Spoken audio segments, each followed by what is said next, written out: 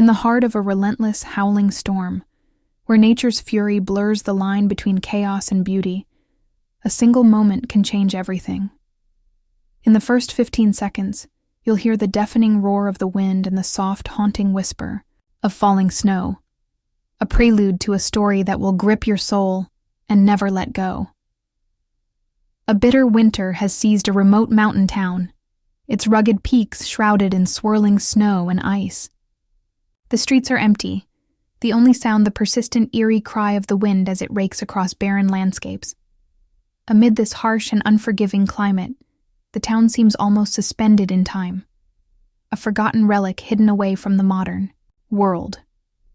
Flickers of dim light from a handful of windows fight desperately against the overwhelming darkness, their glow barely piercing the murky veil of the storm. At the heart of this isolated community stands a modest, weather-beaten clinic, a sanctuary where hope battles despair. It is here that we meet our first protagonist, Sarapen, a woman whose steely demeanor and calm precision conceal a tumultuous well of emotion and unwavering determination. Sarapen is not merely a doctor. She is a guardian of life in a place where death lurks around every corner. Her eyes, cold and calculating, miss nothing. Yet behind them lies a tender vulnerability born of loss and sacrifice. Every measured step she takes echoes with the weight of past burdens, and every decision she makes is a testament to her resolute spirit. On this fateful night, as the snowstorm rages outside, a presence unlike any other shatters the fragile silence of the clinic. Enter Rees, a mysterious stranger whose very existence seems to defy the natural order. With a commanding physique and an enigmatic aura, Rees is an anomaly amid the stark landscape. His golden eyes burn with an intensity that hints at secrets, too vast to be contained by mortal means. There is an otherworldly quality about him, a subtle glow that surrounds his form, and a miraculous ability to mend wounds that defies the laws of nature. Even as the tempest outside thunders relentlessly, Rees stands as an enigma, a man whose past is as shrouded in mystery as the swirling snow beyond the clinic's fragile walls. It all begins on a night when fate threads together the disparate lives of two souls. The clinic's fluorescent lights flicker, casting long, wavering shadows across cold clinical floors. The rhythmic tick of a wall clock punctuates the oppressive silence, each beat marking the passage of time in an environment where moments stretch into eternity. Sarapen, absorbed in her routine of tending to the injured and the sick, is jolted from her concentration by an unexpected sound, a heavy, determined thud against the clinic's door. Before she can fully comprehend the intrusion, the door swings open, revealing Rees, blood staining his rugged features and an air of defiant resilience about him. "Doctor," he rasps, his voice deep and resonant like a distant storm itself. "I don't need your help." Yet, as if drawn by an invisible force, his eyes, those piercing, golden orbs, betray a plea for something more than just medical care. Sarapen's instincts, honed over years of confronting death and despair, kick in immediately. "You're bleeding," she declares, stepping forward with a cool authority. "Let me help you before this storm claims you too." For a moment, the world outside seems to pause. The howling wind and biting cold fade into the background as their eyes meet. In that fleeting instance, the unspoken connection between them ignites a spark of curiosity, tension, and undeniable chemistry. Rees's face, marred by the pain of battle and softened by an almost imperceptible vulnerability, tells a tale of survival and hidden truths. He hesitates, then allows her to lead him inside, into the warm embrace of the clinic's meager shelter. The interior of the clinic contrasts sharply with the brutal conditions outside. Here, the dim glow of an overhead lamp battles the creeping shadows, and the sterile tang of antiseptic mixes with the underlying scent of hope. Sarapen moves with practiced precision, her hands steady despite the storm raging both within and without. As she tends to Rees's wounds, a deep, jagged cut that speaks of a violent encounter. The dialogue between them is sparse, yet loaded with meaning. "I'm not used to this," Rees murmurs, his voice betraying a weariness that belies his otherwise formidable presence. "I heal fast, but that doesn't explain everything." Sarapen's eyes narrow slightly, a flicker of concern passing over her features.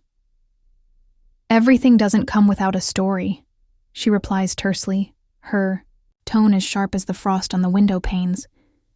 "And in a place like this, with a storm like tonight, every story matters."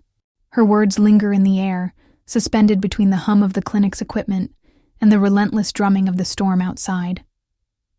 The room is charged with the promise of revelations yet to be told, a tapestry of intertwined destinies where each heartbeat and whispered confession adds a new layer of complexity.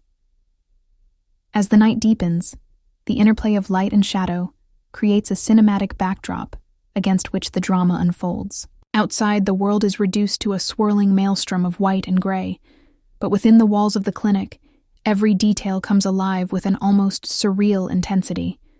The rustle of paper, the clink of metal instruments, even the soft murmur of the heater battling the winter chill, all contribute to a sensory overload that leaves no room for complacency. "Who are you really?" Sarapen finally asks, her tone softening just enough to invite trust, yet edged with the iron resolve of one who has seen too much to be easily swayed. Her question hangs in the air, an invitation to unburden the soul. Rees's response is measured, deliberate, a slow exhale that seems to carry the weight of centuries. "I was attacked," he admits, his eyes darting briefly to the jagged scar that mars his shoulder. "By men who wanted what I have, who fear what I am." In that admission lies the first thread of a larger tapestry, one woven with threads of danger, betrayal, and an existence that defies ordinary life. His words, though sparse, hint at a world beyond the clinic's sterile confines, a realm where ancient powers and modern ambitions collide, and where survival is a matter of both physical prowess and inner strength. The dialogue is punctuated by the storm's fury, every gust of wind echoing the turbulence of their inner lives. Sarapen listens intently, her analytical mind racing to piece together the fragments of his confession. "You're not just injured," she observes, her voice low and intense. "You're marked by something supernatural, something that doesn't belong in this world." Rees meets her gaze with an inscrutable look, the golden light in his eyes flickering like embers caught in a midnight blaze. "Maybe," he concedes, "or maybe I'm just a man who refuses to be defined by the rules of this world." Their brief exchange sets the stage for a collision of worlds, a delicate balance between the rational and the mystical, the known and the uncharted. It is in these early moments that the seeds of trust are sown, even as the storm outside warns of impending chaos. The clinic, with its limited space and vulnerable warmth, becomes the crucible in which their fates are about to be forged. Sarapen returns to her work, her hands steady as they mend the wound, yet her mind is far from calm. She is drawn inexorably to this enigmatic stranger, whose presence seems to warp the fabric of her carefully ordered existence. The sound of falling snow against the clinic's windows, the relentless ticking of the clock, and the subtle interplay of light and shadow all conspire to create a moment of suspended reality, a moment where every breath, every whispered word, carries the potential for life-changing revelation. Outside, the storm intensifies. The winds howl and the relentless barrage of snowflakes become a symphony of isolation, reminding them both that in this frozen wilderness they are far removed from the world they once knew. And yet, within this crucible of isolation, a connection is forged. A silent promise that, come what may, they will face the darkness together. As the first light of dawn threatens to break through the oppressive night, the urgency of their situation becomes undeniable. Sarapen, ever the pragmatist, knows that time is a luxury they cannot afford. The storm is not just a backdrop to their unfolding drama. It is an active, malevolent force that could tear apart everything they hold dear. In the final moments of the opening chapter, as the clinic's interior is bathed in the soft, tentative glow of approaching daylight, Sarapen and Rees stand at the precipice of an uncertain future. The dialogue between them, though sparse, carries the weight of unspoken promises and the lingering question: what will become of them in the face of a world that refuses to be tamed? "Stay here," Sarapen commands, her voice a blend of authority and compassion. "Until the storm subsides, you're not going anywhere." Rees's response is a slow, almost imperceptible nod, a silent acknowledgement of the fragile truce that has been established, a vow that their fates are now irrevocably linked. In these opening moments, the stage is set for a tale that is as much about survival as it is about self-discovery, about the collision of ancient mysteries with modern realities, and about the transformative power of connection in a world gone mad. The harsh cinematic backdrop of a mountain town besieged by a brutal storm serves not only as a setting, but as a metaphor for the tumultuous journey that lies ahead, a journey that will test the limits of human endurance and the depths of the heart. Thus begins the tale of Sarapen and Rees, a story that will take you through the shadowed corridors of fear and doubt, into the light of hope and resilience, and ultimately into the heart of a mystery that defies explanation. In a world where every moment is a battle against the elements and against one's own inner demons, their shared struggle is a beacon of defiant courage, a promise that even in the darkest night, love and determination can spark a fire that will not be extinguished. And so, as the storm rages on outside, a quiet war of fate and desire ignites within these four walls, a war that will define them, challenge them, and ultimately bind them together for the battles yet to come.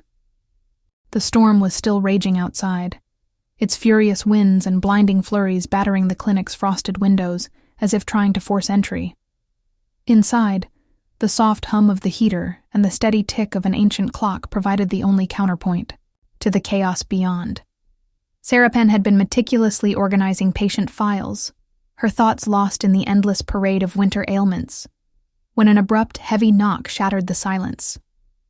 The sound, muffled by the roaring tempest, was nonetheless distinct, a reminder that fate rarely waits for convenient moments. In that instant, the clinic's atmosphere shifted. Sarapen's eyes, cool and measured as always, narrowed in silent inquiry. Who could possibly be braving such a merciless storm at this hour? With a steadying breath, she moved to the door, her mind already racing through protocols and possibilities. As she reached for the handle, the wind outside seemed to howl louder, as though heralding an arrival that was anything but ordinary.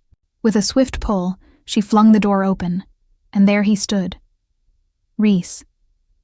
The man appeared as if he had stepped straight out of the maelstrom itself. His figure, clad in a tattered, waterlogged coat, was half hidden by swirling snow. A thin line of crimson stained his cheek, contrasting starkly with his otherwise rugged, almost statuesque features. His golden eyes, vivid and unsettlingly bright, seemed to burn with an inner light that defied the gloom of the storm. For a moment, time appeared to freeze. The howling wind, the biting cold, and the relentless pulse of the storm all gave way to the charged silence between them. "Doctor," he said, his voice low and rough as if carved from the very winds outside. "I don't need your help." His words, though terse, carried a weight of defiance. And yet, beneath that rough exterior lay something vulnerable, almost pleading. Sarapen's mind raced, her professional instincts kicking in despite the surreal scene before her. "You're bleeding," she replied firmly, stepping aside to let him in. "And you're not leaving until I've examined that wound." Her tone brooked no argument. It was as though the storm had distilled her resolve into a single, unyielding command. Rees hesitated, his gaze flickering from her steely eyes to the deep gash on his shoulder. With a sigh that seemed to carry the burden of distant sorrows, he allowed her to lead him into the clinic. As he stepped inside, droplets of melting snow fell from his coat, each one glinting like a shard of ice in the dim light. The clinic's interior, though modest, offered a stark contrast to the fury outside. Warm, amber light pooled on the worn wooden floors, and the scent of antiseptic mingled with a trace of something indefinably ancient. A hint that perhaps this was no ordinary injury. Sarapen guided Rees to a makeshift treatment table, her every movement precise and deliberate. She retrieved her medical kit, her hands steady even as she stole glances at him, noting every unusual detail. The way his skin bore no fresh marks of cold, the subtle luminescence that seemed to emanate from his golden eyes, and the rapid, almost miraculous steadiness with which he absorbed the cold, as if his body had already begun to defy the harsh conditions of the storm. Rees started, but a wince interrupted his words as Sarapen deftly cleaned the wound. "Save it," she interjected with a hint of dry humor, her tone light, yet laced with an unmistakable edge of concern. "I'm not interested in your life story just yet, unless it explains this unnatural resilience." Her eyes locked onto his, seeking answers in the depths of those gleaming orbs. For a long, breathless moment, Rees said nothing. The silence was punctuated only by the soft scraping of gauze against skin and the distant, mournful whistle of the wind outside. Finally he murmured, "I was attacked, not by chance, but by those who feared what I might be." His voice, though low, vibrated with a quiet intensity that resonated deep within the room. Sarapen paused, her hand still for a heartbeat as she regarded him with a mix of skepticism and empathy. "What do you mean, what you might be?" she asked, her tone a blend of clinical inquiry and genuine curiosity. "This wound, it doesn't look like it came from a simple fall or a random accident." Rees shifted slightly, the scar on his shoulder twisting as if it were trying to tell its own tale. I'm not like most men, doctor. I heal quickly, almost too quickly. And there are things about me, things that defy explanation." His admission was cryptic, and though the words left more questions than answers, they stirred something deep within Sarapen, a memory of whispered legends and half-forgotten tales of supernatural beings walking among mortals. "Supernatural?" she repeated, a slight arch of her eyebrow betraying her disbelief and intrigue in equal measure. "You mean, you're saying you're not entirely human?" Rees's golden eyes flickered, reflecting a pain and pride that was as old as time itself. "Maybe that's one way to put it," he replied, his tone measured, as though choosing his words with care. "I'm a man, but I carry a burden that sets me apart from others. And tonight, it seems that burden has caught up with me." The air in the clinic grew heavier, charged with an unspoken tension that mingled with the sterile scent of medical supplies. Sarapen resumed her work, her touch both clinical and compassionate, as she applied a fresh dressing over the wound.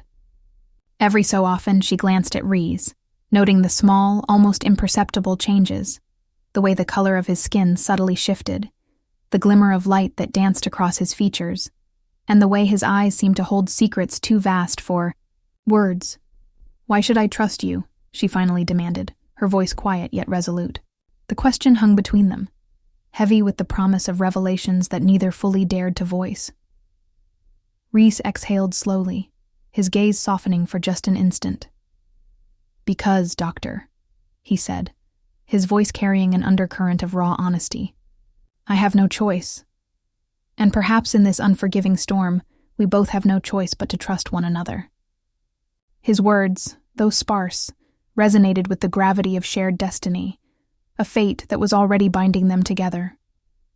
Outside, the storm continued its relentless assault, each gust of wind and each flurry of snow a reminder of the peril that lurked beyond the fragile walls of the clinic.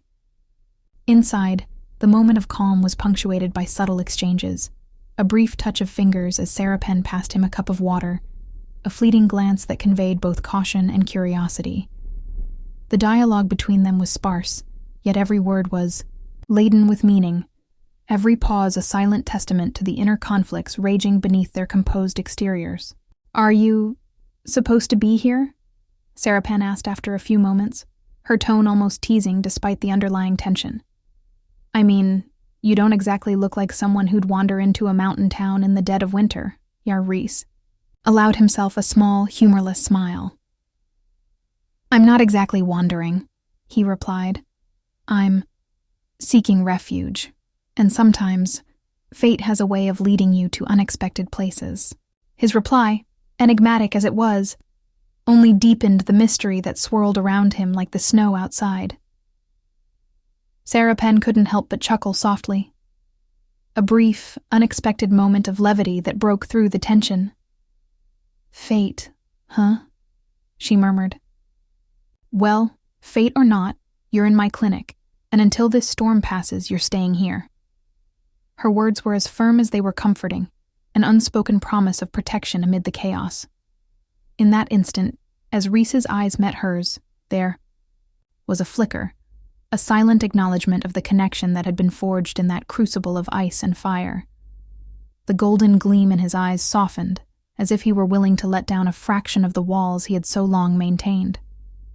And though neither spoke of it outright, both understood that this fateful encounter was merely the beginning of something far greater than either could have imagined. As the night slowly yielded to the tentative glow of approaching dawn, the storm's fury remained unabated, but within the confines of the clinic, a delicate electric calm had settled. Every heartbeat, every whispered word, and every lingering glance between Sarapen and Rees spoke of secrets waiting to be uncovered, a tapestry of mysteries woven into the very fabric of their beings. The encounter, brief and charged with unspoken promises, had shifted the course of both their lives. The icy winds and the relentless snow outside served as both a barrier and a mirror, reflecting the harsh realities of the world and the hidden depths of a connection that was rapidly evolving into something far more profound than either had anticipated. In the silence that followed, as Sarapen resumed her tasks and Rees stared out into the storm with a pensive, almost haunted expression, the stage was set. The clues about his supernatural nature, the enigma of his rapid healing, and the unyielding determination in his eyes were all hints of the peril and wonder that lay ahead. And as the first rays of dawn began to pierce the gloom, both knew that the fateful encounter was only the opening chapter in a saga that would test the very limits of their courage, their trust, and the mysterious forces that bound them together. With the storm still raging outside, and the clinic standing as a fragile haven against nature's fury, Sarapen and Rees braced themselves for the unknown. Their fates, now intertwined by the capricious hands of destiny, promised a journey filled with danger, revelations, and a bond that might just be the key to surviving the darkness that lay ahead. The morning after the fateful encounter, the clinic was bathed in a soft, diffused light that barely penetrated the remnants of the storm outside. The harsh, relentless fury of the night had eased into a tentative calm, leaving a hushed silence where every small sound seemed amplified. Sarapen moved about her routine with measured efficiency, yet her mind could not shake the enigma that was Rees. Every glance he gave, every subtle shift in his expression, kindled a growing curiosity within her, a desire to uncover the layers behind his mysterious presence. As she arranged the neatly stacked patient files and sanitized her instruments, Sarapen's thoughts drifted back to Rees's first moments in the clinic. His arrival had been as abrupt as it was perplexing, a solitary figure emerging from a maelstrom of snow, defying the elements with an almost otherworldly resilience. Though his wound had been her immediate concern, it was the peculiar hints of his nature that haunted her now. His golden eyes, burning with an unspoken intensity, had lingered in her memory long after the storm subsided. In a quiet interlude between tending to her duties, Sarapen found herself lingering near the window, watching as Rees sat in a corner of the clinic. He was resting, or perhaps merely pretending to, his eyes fixed on the now calm, whitewashed world outside. She couldn't help but be drawn to him. His silence spoke volumes, and his presence evoked questions that clashed with her logical training. How could a man sustain such rapid healing? What were the origins of those uncanny, shimmering signs upon his skin? Unable to restrain her curiosity any longer, she approached him. "Rees," she began softly, the sound of his name hanging in the quiet space. "Can I ask you something?" Her tone was gentle, tinged with both professional concern and a personal longing to understand him. He slowly turned his head to face her, his gaze steady, revealing the slightest flicker of vulnerability behind the steely determination. "What is it, doctor?" he replied, his voice low and measured as if weighing each word. She hesitated for a heartbeat, choosing her words with care. "I'm trying to piece together who you really are," she admitted, her eyes searching his. "Your wound. It's healing at an impossible rate. And there's something in the way you carry yourself. Something that suggests you're not entirely ordinary." Rees's golden eyes deepened, a shadow of sorrow, and perhaps a hint of pride crossing his features. "I suppose you could say that," he murmured. "There are parts of me that defy explanation, even by my own standards. I have abilities. Some might call them supernatural. But believe me, doctor, I never chose this life." A brief silence fell between them, punctuated only by the soft hum of the clinic's machinery. Sarapen felt the stirrings of an internal conflict. Her rational mind, steeped in scientific logic, clashed with the undeniable, inexplicable phenomena before her. Yet, amidst that turmoil, there was also a sense of wonder, a realization that some mysteries were worth exploring, even if they challenged everything she believed. "Abilities," she echoed slowly, her voice reflective. "How do you mean?" she asked, her tone both inquisitive and cautious. Rees shifted slightly, as though the very act of divulging the truth was an effort. "I heal quickly," he began, his gaze dropping momentarily to the bandages she had applied. "In situations where most would succumb to their injuries, I recover with a speed that borders on the miraculous. It's as if my body has its own rhythm, one that doesn't conform to the usual laws of nature." He paused, the weight of his admission palpable in the charged silence that followed. Sarapen's brow furrowed. "Miraculous. That's not something you can simply ignore," she said softly. "I've seen things, unexplainable phenomena in my years of practice, but nothing quite like this." Her voice held both skepticism and an undeniable intrigue. "There's an energy about you, something almost luminescent when the light catches you just right. It's both beautiful and alarming." A wry smile briefly tugged at the corner of Rees's lips. "I've been called many things," he replied, his tone laced with a touch of humor that belied the gravity of his nature. "Perhaps even a curse, in some circles. But I prefer to think of it as a gift, one that comes with its own burdens."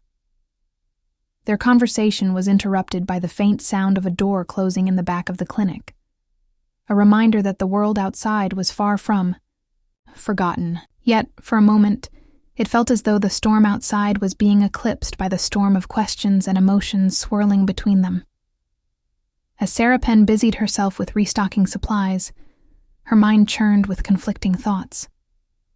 Every logical fiber of her being insisted on a rational explanation for Rees's abilities, yet the evidence in front of her, the rapid closure of his wound, the almost ethereal quality of his golden eyes, spoke of something beyond conventional science.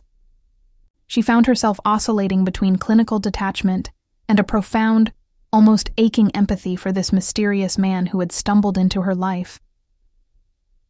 In one quiet moment, while preparing a cup of lukewarm tea in the clinic's cramped kitchenette, Sarapen glanced over to where Rees sat leaning against a counter. The gentle clink of a spoon against a ceramic mug punctuated the silence. "Tell me," she said, breaking the comfortable quiet. Do you ever regret this? This life you lead, this existence that seems so extraordinary, yet so burdened?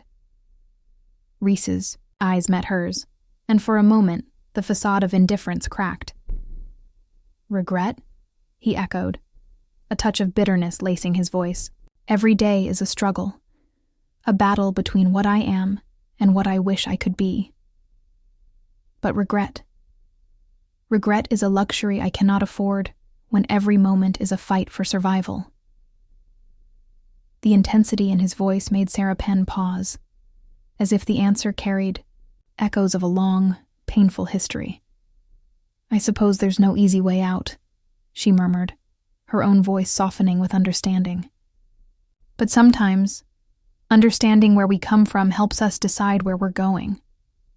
Rees's gaze shifted, momentarily lost in thought, before returning to her with renewed resolve. Maybe, he conceded, there's truth in that. But the truth can be dangerous. It can unravel everything you think you know. His tone was both a warning and a confession, leaving Sarapen to ponder the vast, uncharted territories of his past. Their dialogue, interspersed with moments of reflective silence, was like a delicate dance, each step measured, each word laden with dual meanings. The clinical environment of the clinic, with its sterile walls and soft beeps of equipment, provided a stark contrast to the turbulent, almost mythical narrative unfolding between them.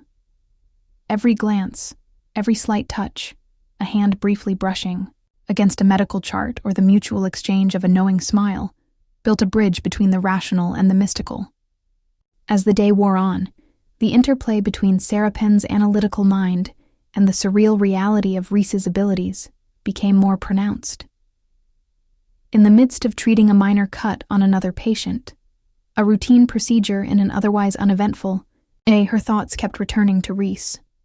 His presence was like a spark in the dark, a challenge to everything she had ever believed about the limits of human nature.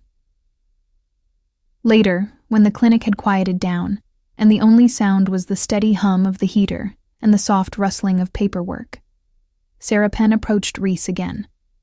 I need to know, she said, her voice barely above a whisper, yet imbued with a firm resolve.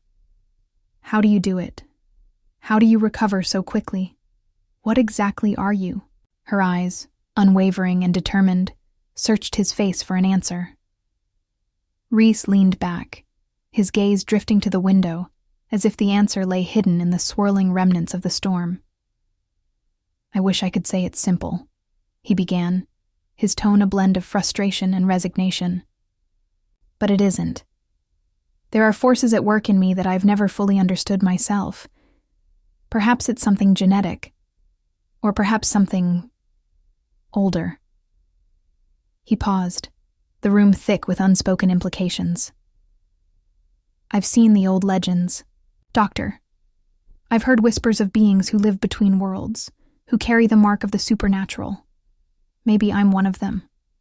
The word sent a shiver down Sarapen's spine. It was as if the boundaries between myth and medicine, science and sorcery, were beginning to blur right before her eyes.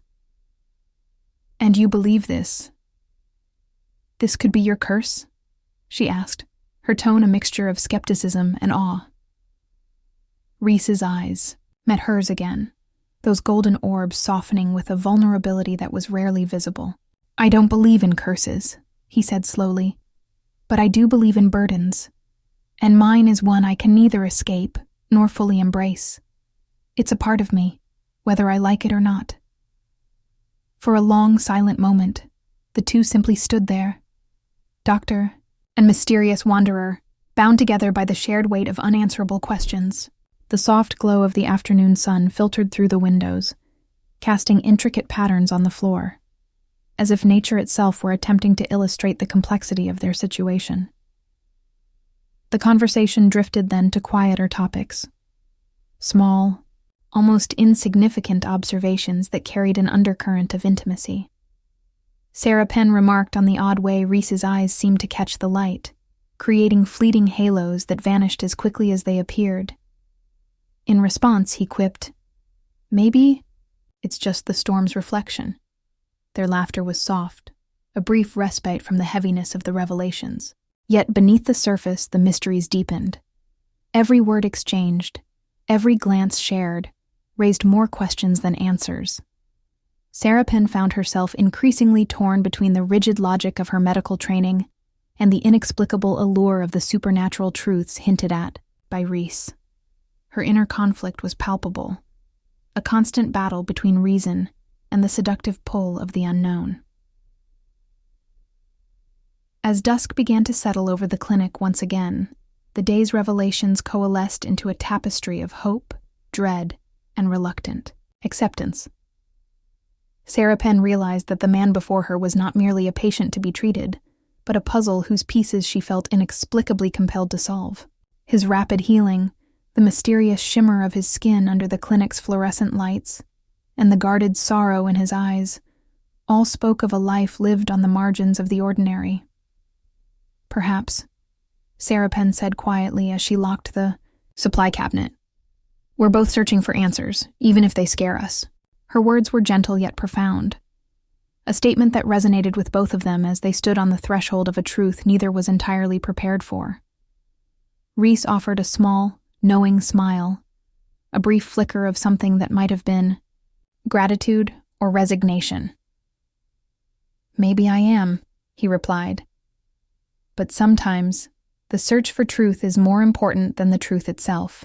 In that fleeting exchange, a deeper bond was forged, a silent promise that, despite the uncertainties ahead, they would navigate this labyrinth of mysteries together. The air was charged with the electricity of unspoken understanding, each heartbeat a testament to their shared defiance of a world that demanded conformity. As the clinic's lights dimmed for the night, leaving only the gentle glow of the moon to illuminate their surroundings, Sarapen and Rees found solace in the fragile connection that had emerged amidst chaos. The supernatural hints, the unexplained phenomena, and the raw vulnerability they had shared all pointed to one undeniable truth. Their fates were now intertwined, and the path forward would be as treacherous as it was extraordinary. In the quiet, hours before sleep could claim her, Sarapen sat at her desk, her thoughts a whirlwind of conflicting emotions. The logical part of her mind demanded evidence, data, and explanations, while her heart, softened by the enigmatic warmth of Rees's presence, yearned to embrace the wonder of the unknown. It was a delicate balance, one that would define the days to come, and perhaps even the course of their lives. Thus, as midnight approached and the storm outside resumed its mournful symphony, the secrets of Rees began to reveal themselves in whispered hints and shadowed glances. And with each passing moment, the line between myth and reality grew ever fainter, a promise that the coming days would hold not just the answers they sought, but challenges that would test the very core of who they were. In this delicate interplay of light and darkness, logic and mystery, the true journey was only just beginning, a journey that would demand courage, trust, and the willingness to embrace a fate that was anything but ordinary. The late afternoon light had long surrendered to the encroaching darkness, and the clinic was bathed in the cool glow of emergency lamps. The storm outside had subsided to a relentless drizzle, each drop a soft percussion on the roof that barely masked the tension inside. Sarapen moved quietly through the corridors, her mind heavy with unanswered questions about Rees. The enigma of his supernatural nature and his whispered hints of a tormented past had taken root in her thoughts. Now, the silence was broken by a sudden shift, a palpable change in the atmosphere, as if the very air had thickened with foreboding. Rees sat near the window, his golden eyes distant yet reflective. The quiet murmur of the heater and the soft ticking of the clock seemed to amplify the silence between them until, finally, he spoke in a voice that trembled with both reluctance and determination. "I owe you the truth, Sarapen," he said, his tone measured but heavy. "You deserve to know why I am pursued by those I call the hunters." Sarapen paused in her work, her heart pounding as she stepped closer. "Hunters?" she asked softly, her voice a blend of skepticism and genuine concern. What do you mean by that? Rees looked down at his bandaged arm before meeting her gaze again. There's a darkness in my past, a legacy that I never asked for. For centuries, beings like me have existed in the shadows, and for generations, organizations have hunted us, believing that our very existence threatens their control over the natural order. A tense silence followed his words, punctuated only by the persistent drip of rain outside. Sarapen's analytical mind raced, trying to reconcile his confession with the scientific principles she so firmly believed in. Yet, in Rees's eyes, she saw a raw vulnerability that could not be explained away. "Tell me everything," she urged, her tone both firm and compassionate. "I need to understand the danger you're in, and what you truly are." Rees inhaled deeply, as if gathering the courage to unburden himself of a painful secret. "I was born into a world of contradictions," he began, his voice low and resonant. "I was not always like this. There was a time when I lived among ordinary men, when I knew love and loss like everyone else. But I was cursed, or perhaps gifted, with an extraordinary ability. I heal at a rate that defies nature, and with that gift came a price. The Hunters, a secretive faction funded by powerful interests, have hunted beings like me for centuries. They believe that our existence is an aberration, something to be controlled, or better yet, eradicated." His words seemed to throb with the weight of unspeakable memories. Sarapen felt a chill that had nothing to do with the winter outside. "Eradicated?" she repeated, her voice barely above a whisper. "Who are these hunters, and why do they fear you so much?" Rees's eyes narrowed, and for a moment, his expression hardened with a grim resolve. "They are not ordinary men," he said. "They are a group of zealots and mercenaries, cloaked in secrecy. They operate in the shadows, funded by those who believe in absolute control. Their methods are ruthless. They track us, ambush us, and leave no survivors. They see our kind as a threat to their power, to the delicate balance they strive to maintain in the world." Before Sarapen could ask another question, a sudden crash from outside shattered the fragile calm. The clinic's front door rattled violently, against its frame, the sound echoing like a warning. Both turned in unison toward the noise. The storm, though diminished, had left its mark. A lingering sense of impending danger now stirred within the building. "That wasn't the wind," Sarapen murmured, her eyes scanning the entrance.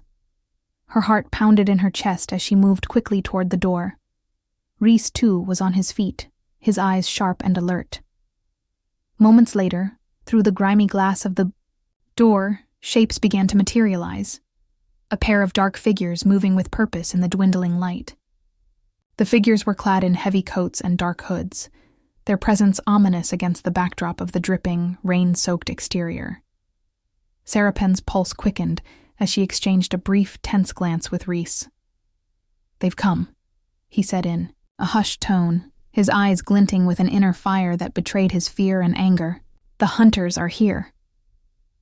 In that instant, the pace of the moment quickened dramatically. Sarapen rushed to secure the clinic's entrances, her hands moving with both urgency and practiced precision. Rees, his every muscle coiled and ready, stepped forward to intercept the intruders before they could force their way in. The clinic, once a haven of calm and gentle routine, transformed in seconds into a battleground. Outside, the dark figures advanced steadily, their silhouettes merging with the night. Inside, the tension was electric. Sarapen's mind raced. Every protocol she had learned in years of training screamed for order and control. Yet the unpredictable threat of the Hunters had her instincts on high alert.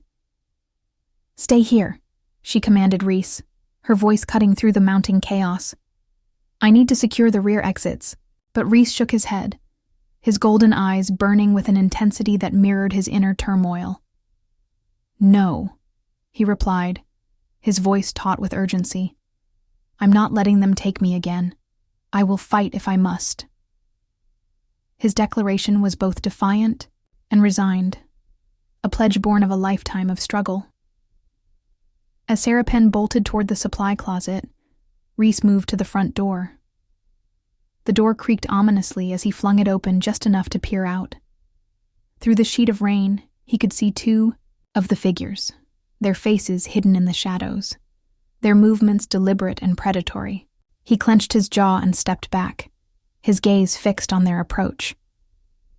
Within the clinic, every second felt stretched, each heartbeat a thunderous reminder of the stakes at hand.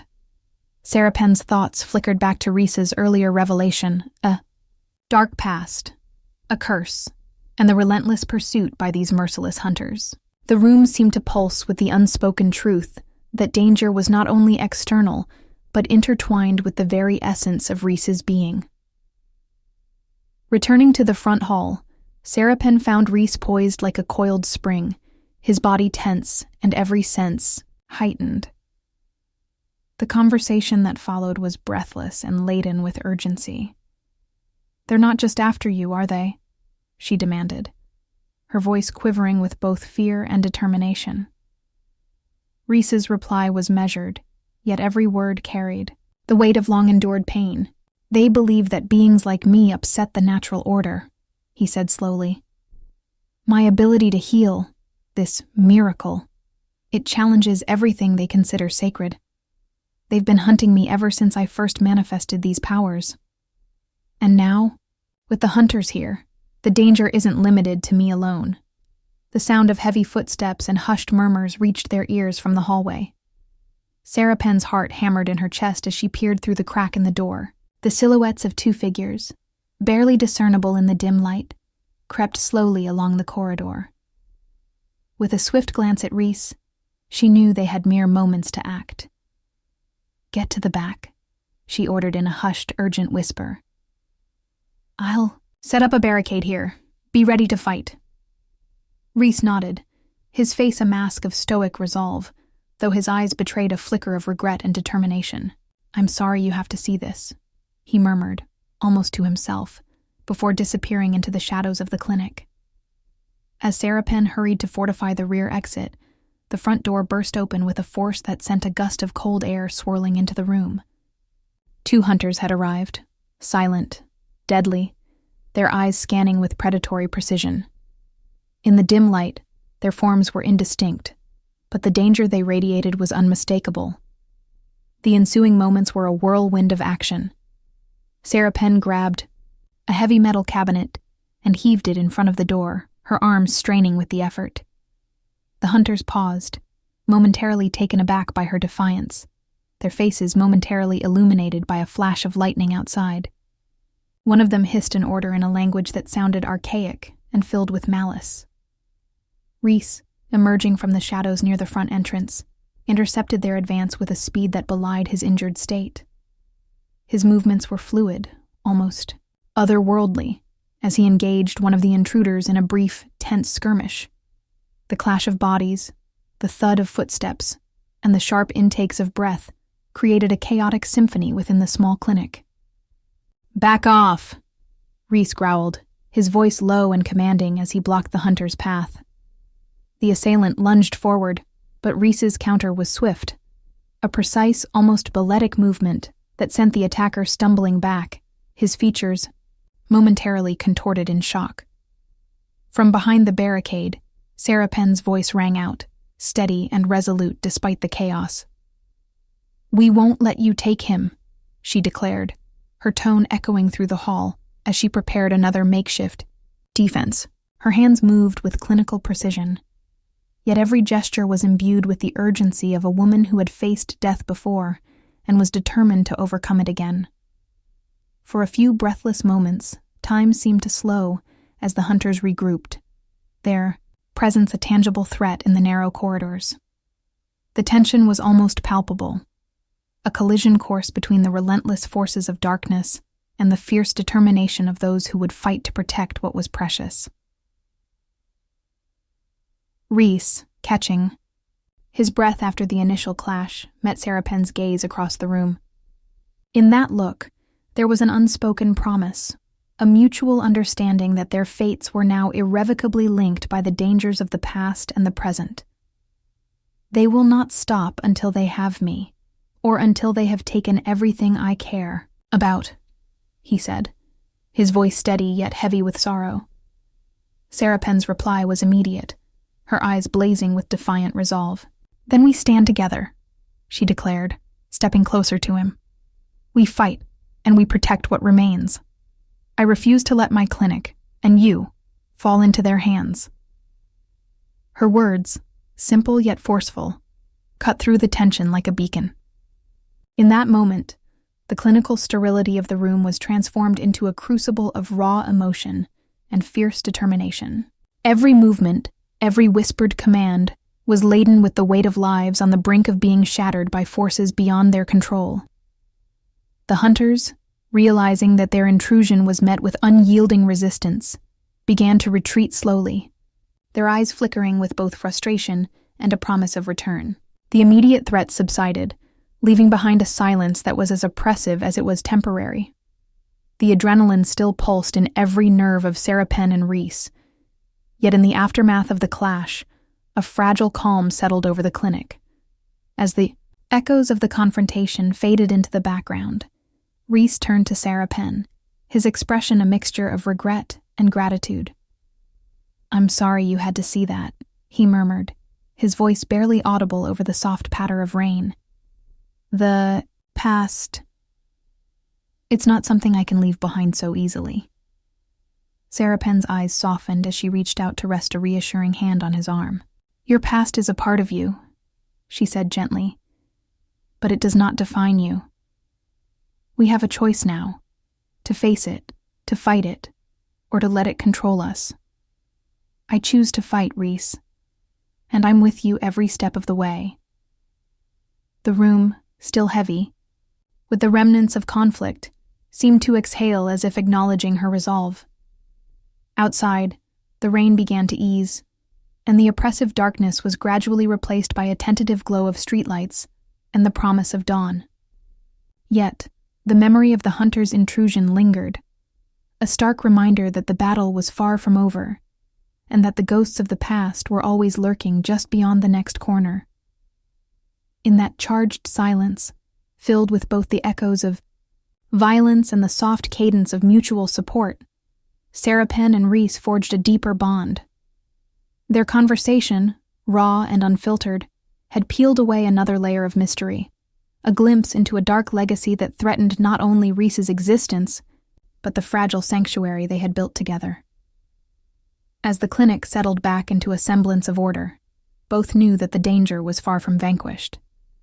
The hunters had retreated, but their presence was a lingering promise, a promise that the past would come calling again. And when it did, Sarapen and Rees would have to stand united, their shared determination the only shield against the encroaching darkness. With every passing moment, the tension of the encounter wove itself into the very fabric of their lives, a constant reminder that the world was a place where light and shadow danced in a delicate, often dangerous balance, and as they prepared for the uncertain future, their resolve was clear: to confront the dark legacy of the hunters head-on, and to protect the fragile spark of hope that had ignited between them.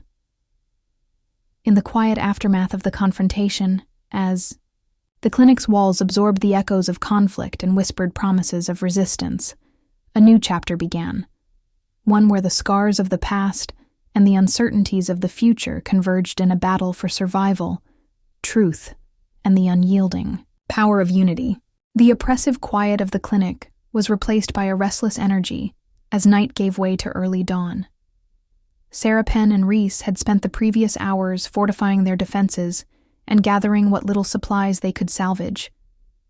Now, with the immediate threat of the hunters momentarily abated, they prepared to leave the confines of the clinic, a place that had been both a sanctuary and a prison, and set out on a journey into the unknown.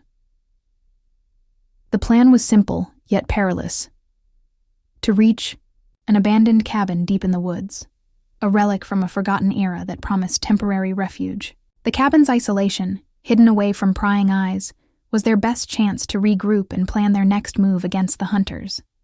The journey, they both knew, was not just a physical escape, but also a passage that would test the limits of their connection and reveal truths about who they truly were.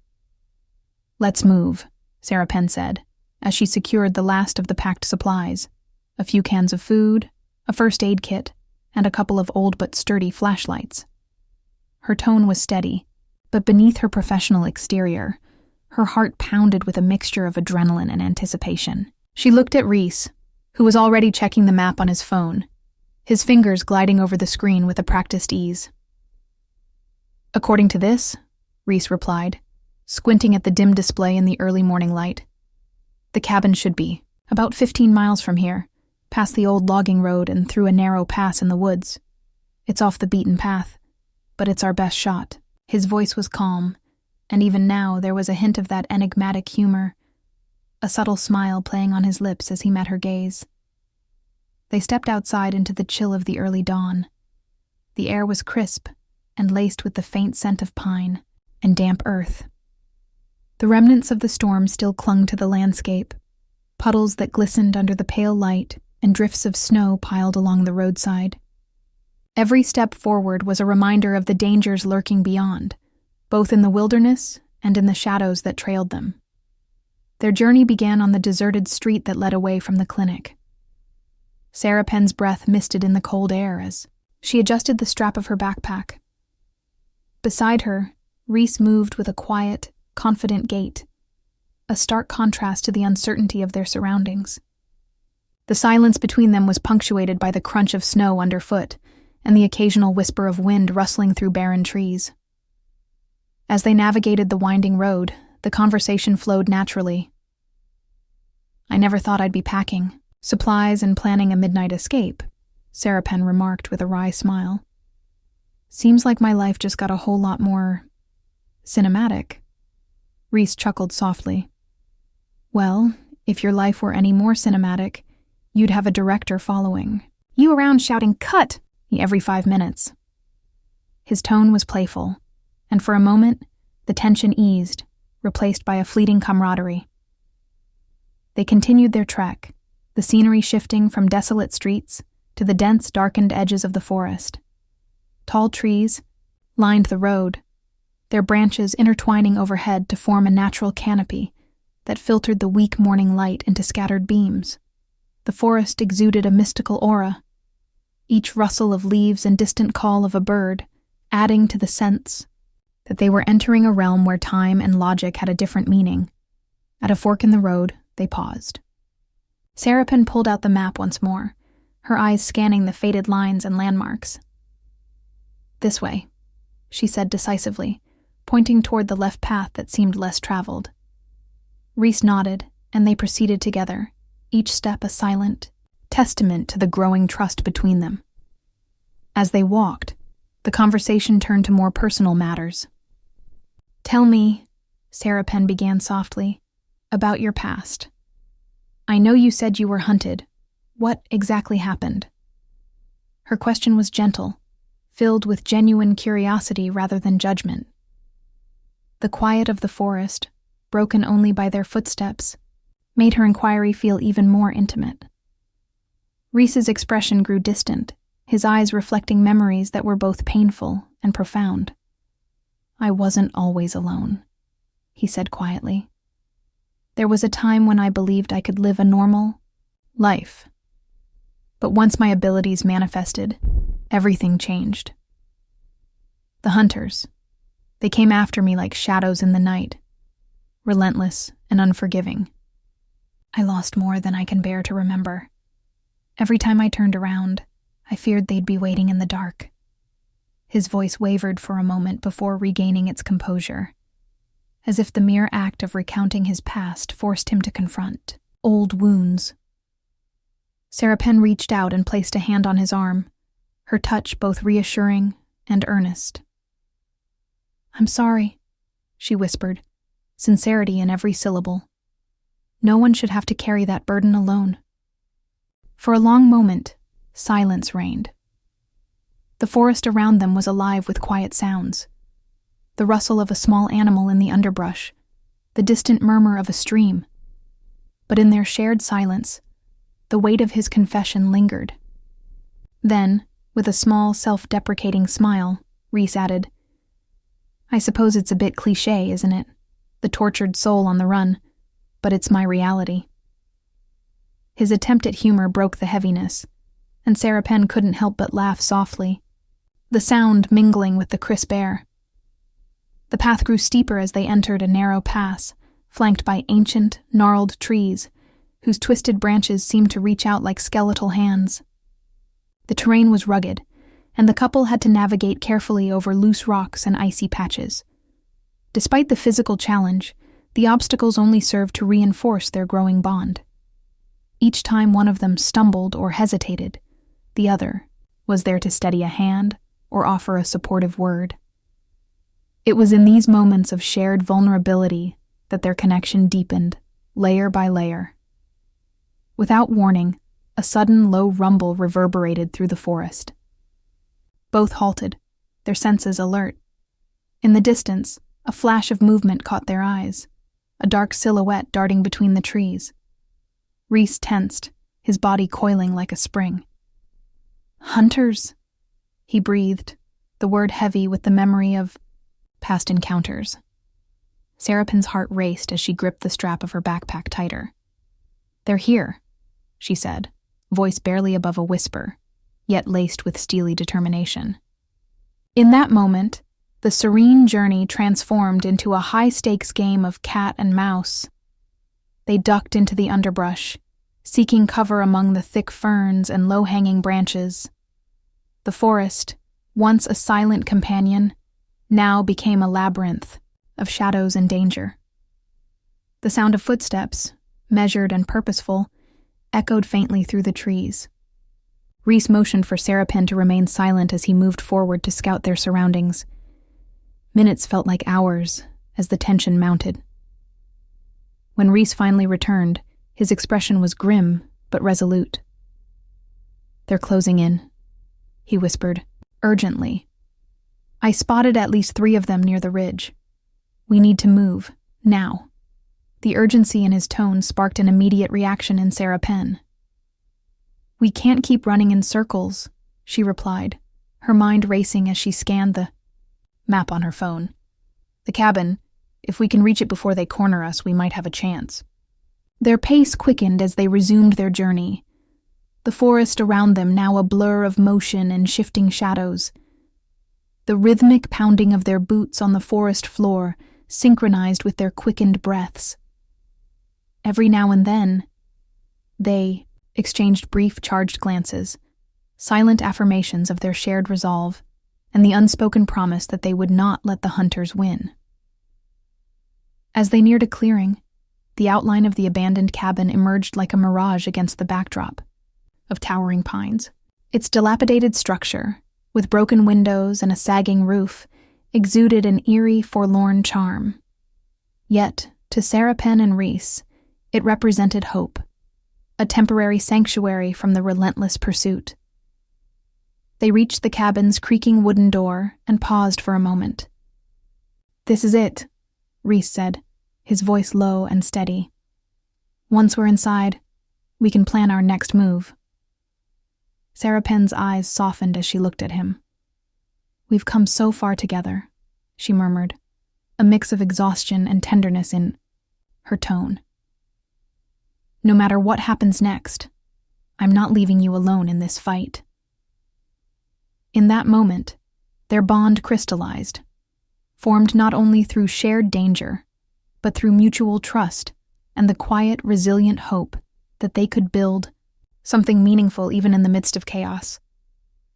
They exchanged a brief, earnest smile before stepping into the cabin. Inside, the cabin's interior was shrouded in dust and memories of a bygone era. The air was heavy with the scent of old wood and decay, yet it also felt strangely secure. Rees immediately took stock of the situation, checking the windows and doors for potential entry points. Sarapen began gathering any usable supplies, a couple of flashlights, a rusty but serviceable lantern, and a stack of old maps pinned to the wall. Their movements were synchronized, a dance of necessity and instinct. As they worked side by side, the earlier tension gave way to a deeper, more intimate connection. The urgency of survival intermingled with soft, fleeting moments of levity. At one point, as Sarapen fumbled with an old key that refused to turn, in the lock, Rees couldn't help but tease. "You know, I'd say the key's got a mind of its own, kind of like someone I know." His playful remark elicited a genuine laugh from Sarapen, lightening the gravity of the situation just for a heartbeat. But even in these moments of humor, the shadow of the hunters loomed large. As they settled in to rest briefly, Rees looked out a cracked window and whispered, "I'm still hearing footsteps outside. We can't let our guard down." His tone was both protective and pained, a reminder of the cost of the life he led. Sarapen moved to his side, placing a reassuring hand on his shoulder. "We'll get through this," she promised, her voice resolute yet tender. "Together, we'll find a way to outsmart them. And maybe, just maybe, we'll find a way to reclaim some peace in this madness." The cabin, though modest and weathered, became a microcosm of their evolving partnership. Over the course of the next few hours, as the wind howled outside and the distant sounds of pursuit grew fainter, they mapped out a tentative plan. They discussed potential routes to throw off the hunter's trail and considered the possibility of setting up diversions along the way. A carefully orchestrated ruse that would buy them precious time. Their conversation was punctuated by both strategic deliberations and moments of raw, personal revelation. "I've never felt this vulnerable before," Rees admitted quietly, as they pored over the faded maps by the lantern's flickering light. "But with you, it doesn't feel as terrifying. It feels hopeful." Sarapen's eyes met his, and in that gaze, the layers of shared hardship and budding affection unfolded. "I understand," she replied softly. "I've spent my life fighting to control every variable, every outcome, but sometimes embracing the unknown is what saves us." Her words, simple and honest, resonated deeply within him. Outside, the night wore on with a deceptive calm, a temporary lull before the inevitable storm of conflict would resume. Yet in the dim light of the abandoned cabin, Sarapen and Rees found solace in their unity. Every whispered word, every shared glance, served to reinforce the unbreakable bond that had grown between them. They were no longer just a doctor and a mysterious wanderer. They were partners in a dangerous, unpredictable journey, bound by a mutual desire to survive and perhaps to find something more profound along the way. As the hours slipped by and exhaustion began to take its toll, they allowed themselves a brief respite. Sarapen, ever the pragmatist, remained vigilant, her eyes constantly scanning the shadows for any sign of movement. Rees, though weary, never let his guard drop completely, his golden eyes flickering with a quiet intensity that spoke of countless battles fought in the darkness. In one poignant moment, as the first hints of dawn crept over the horizon, Sarapen reached out and squeezed Rees's hand. "No matter what happens, I'm here," she whispered. "We'll face the hunters and everything else together." His response was a soft, almost imperceptible smile, a silent affirmation that echoed the truth of their shared destiny. In that fragile moment of unity, amidst the uncertain promise of a new day, their hearts beat in unison, a steady rhythm of hope, resilience, and the enduring power of human connection. And so, as the cabin's creaking walls bore silent witness to their pact and the promise of tomorrow, Sarapen and Rees prepared to embark on the next leg of their journey, a journey that would test their resolve, challenge their very identities, and ultimately forge a bond that might just be strong, enough to defy the darkness chasing them from every corner of the night. Darkness had fully settled over the abandoned cabin, transforming its crumbling walls into looming silhouettes against the inky black of the forest. Inside, a tense quiet had settled, an uneasy pause before the inevitable storm of violence. Every heartbeat, every breath, echoed in the stillness like a prelude to chaos. Sarapen and Rees sat close, their eyes alert, and their senses straining as if they could hear danger in every rustle of leaves. Then, as if drawn by an unseen command, the night erupted into fury. A sudden, sharp noise shattered the fragile calm, a series of rapid knocks at the cabin door, heavy and insistent. The sound was punctuated by the scrape of boots on gravel, and the faint, sinister whisper of voices in a language that twisted in the cold air. The hunters had come. Without a moment's hesitation, Rees sprang to his feet, every muscle coiled for combat. His golden eyes flashed with an otherworldly intensity as he moved to intercept the threat. "Stay back," he ordered in a low, commanding tone that left no room for argument.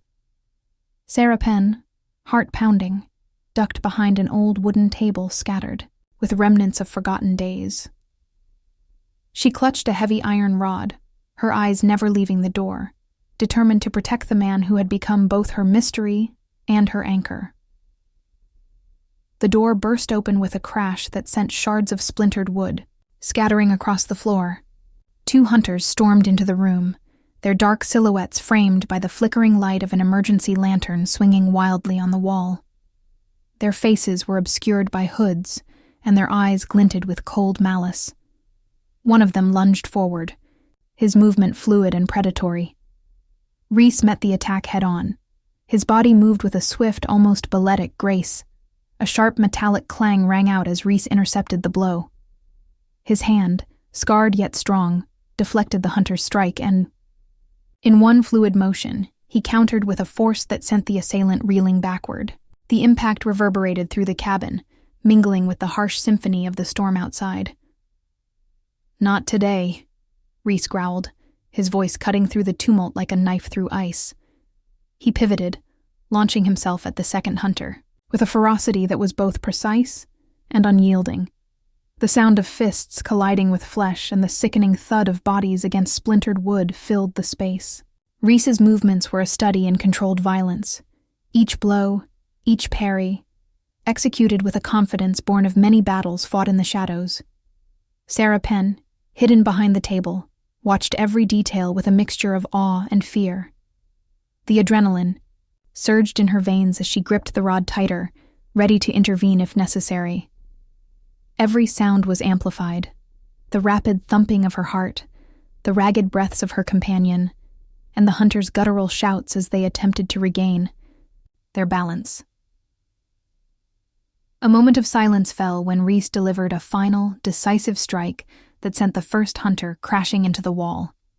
The enemy's body slumped, motionless, as the cabin's sparse light revealed the twisted contours of defeat. Yet, the threat was far from over. Another series of muffled steps approached from the back of the cabin. More hunters, their presence confirmed by the unmistakable sound of rapid footsteps and the crunch of broken glass underfoot. "Rees, they're coming," Sarapen hissed, her voice a mix of urgency and fear as she peeked around the table. Her eyes widened at the sight of more dark figures converging on the cabin door. The group was larger now, at least 4 or 5, moving with the coordinated precision of trained predators. Rees glanced over his shoulder, his expression tightening with grim resolve. "We don't have much time," he murmured, his voice barely audible over the rising clamor. "They're not just here to kill me. They're after something else." His words hung ominously in the air, a promise of deeper, darker stakes yet to be revealed. In a heartbeat, Sarapen and Rees switched into action. Sarapen slid silently toward a side door, her mind racing to recall the layout of the cabin and the possible escape routes.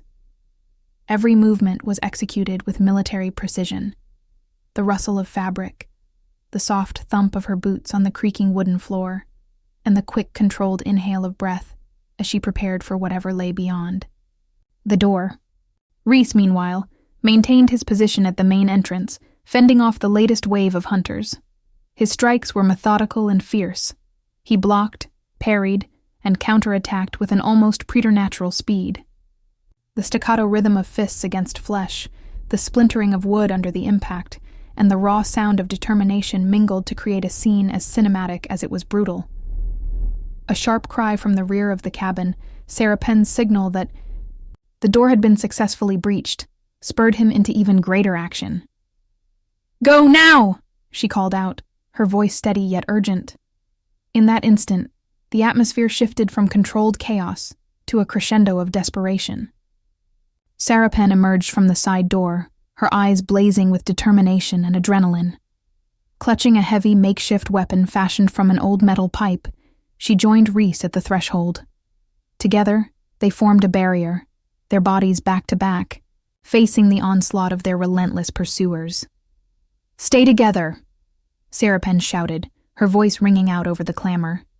"Don't let them separate us." The hunters pressed forward in a frenzied, coordinated charge. In the midst of the melee, a particularly agile hunter managed to dart around the duo, aiming a vicious strike toward Sarapen's flank.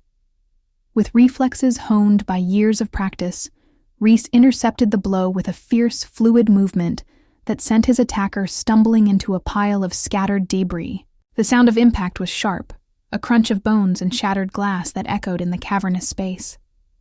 Between bursts of intense, almost balletic combat, brief exchanges of dialogue cut through the din. "You've got a lot of nerve coming. After me," one hunter sneered, his voice a raspy blend of contempt and desperation. Rees's response was a low, bitter laugh. "And you've got a lot to lose," he replied, his words clipped yet resonant, as if every syllable was weighed against the cost of his existence. Sarapen's heart pounded as she fought alongside him, every blow, every parry reinforcing the bond that had grown between them. Her mind was a whirlwind of strategic calculations and raw emotion, a cocktail of logic and passion that drove her to protect not only her own life, but also the enigmatic man beside her. In one moment, she caught a hunter's arm mid-swing and used his momentum against him, sending him crashing against the far wall with a resounding thud that reverberated through the room. The battle raged on, and the intensity mounted with every passing second. The hunters were relentless, their coordinated attacks aimed at overwhelming their foes by sheer force of numbers. Yet, in the heart of the conflict, Sarapen and Rees found a rhythm, a dance of defiance that blended the ferocity of battle with moments of quiet determination. Each time one faltered, the other was there to pick up the slack, their teamwork an unspoken testament to their growing trust.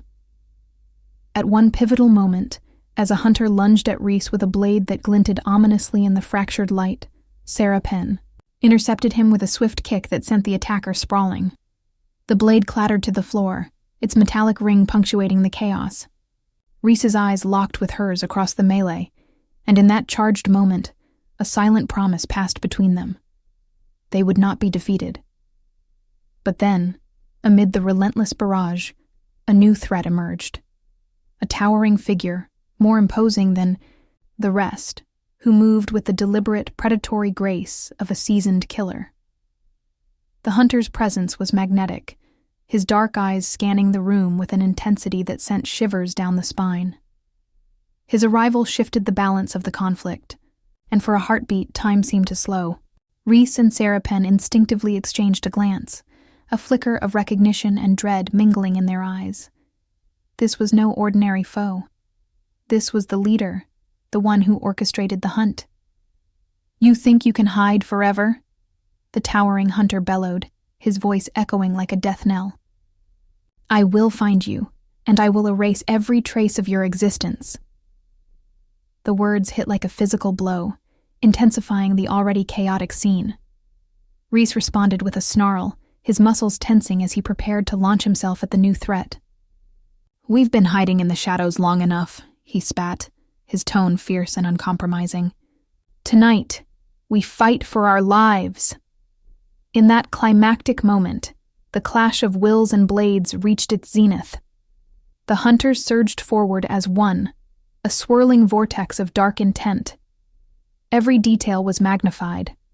The glint of a blade under the yaeda sporadic light, the rapid, synchronized movements of combat, the raw, visceral sound of struggle. Sarapen, driven by a surge of protective fury, dodged a sweeping strike and countered with a precise, calculated blow that sent her assailant reeling into a shattered window. Amid the din, a sudden, explosive crash reverberated through the cabin, a resounding impact that signaled a momentary lull in the fray. For a breathless second, all eyes focused on the doorway where the sound had originated. Outside, silhouetted against the dim glow of a distant street lamp, another group of hunters had gathered, their eyes fixed on the cabin with predatory intent. That realization that reinforcements were arriving sent a jolt of panic through the defenders. Sarapen's heart pounded as she shouted, "They're coming back! More of them!" Her voice was raw with urgency, echoing in the tight space. Rees, catching, his breath and bloodied yet unbowed, nodded grimly. "We have to hold them off, at least until we can figure out a way to escape." His eyes blazed with determination, and for a moment, the world narrowed to that singular, unyielding purpose. In a final, desperate bid to turn the tide, Rees and Sarapen exchanged one last electrifying look. Then, with a synchrony born of shared fate, they launched into a coordinated counterattack, a flurry of strikes and parries that blurred the line between human and supernatural prowess. The hunters found themselves overwhelmed by the duo's relentless spirit, their coordinated onslaught faltering under the weight of unexpected resilience. Yet, as the battle raged, the air thick with the metallic scent of blood and the sharp tang of fear, the leader of the hunters emerged from the melee once more, his eyes blazing with a cold, unyielding fury. "This isn't over," he snarled, his voice echoing in the cavernous space. "Your fight has just begun." With that chilling declaration, the confrontation reached its crescendo. A heart-stopping cliffhanger that left Sarapen and Rees, battered yet unbroken, standing amid the ruins of the cabin, their future hanging by a tenuous thread. In the echoing silence that followed, as the hunters slowly retreated into the dark embrace of the forest, every heartbeat, every ragged breath, testified to the cost of survival. The confrontation had been fierce, a brutal collision of past sins and present defiance, and its impact would reverberate in the days to come. As the adrenaline ebbed away, Sarapen and Rees gathered themselves, their eyes meeting in a silent vow of resilience. "We can't let them win," Sarapen whispered, her voice both fragile and fierce. "This is only the beginning. We have to be ready for whatever comes next."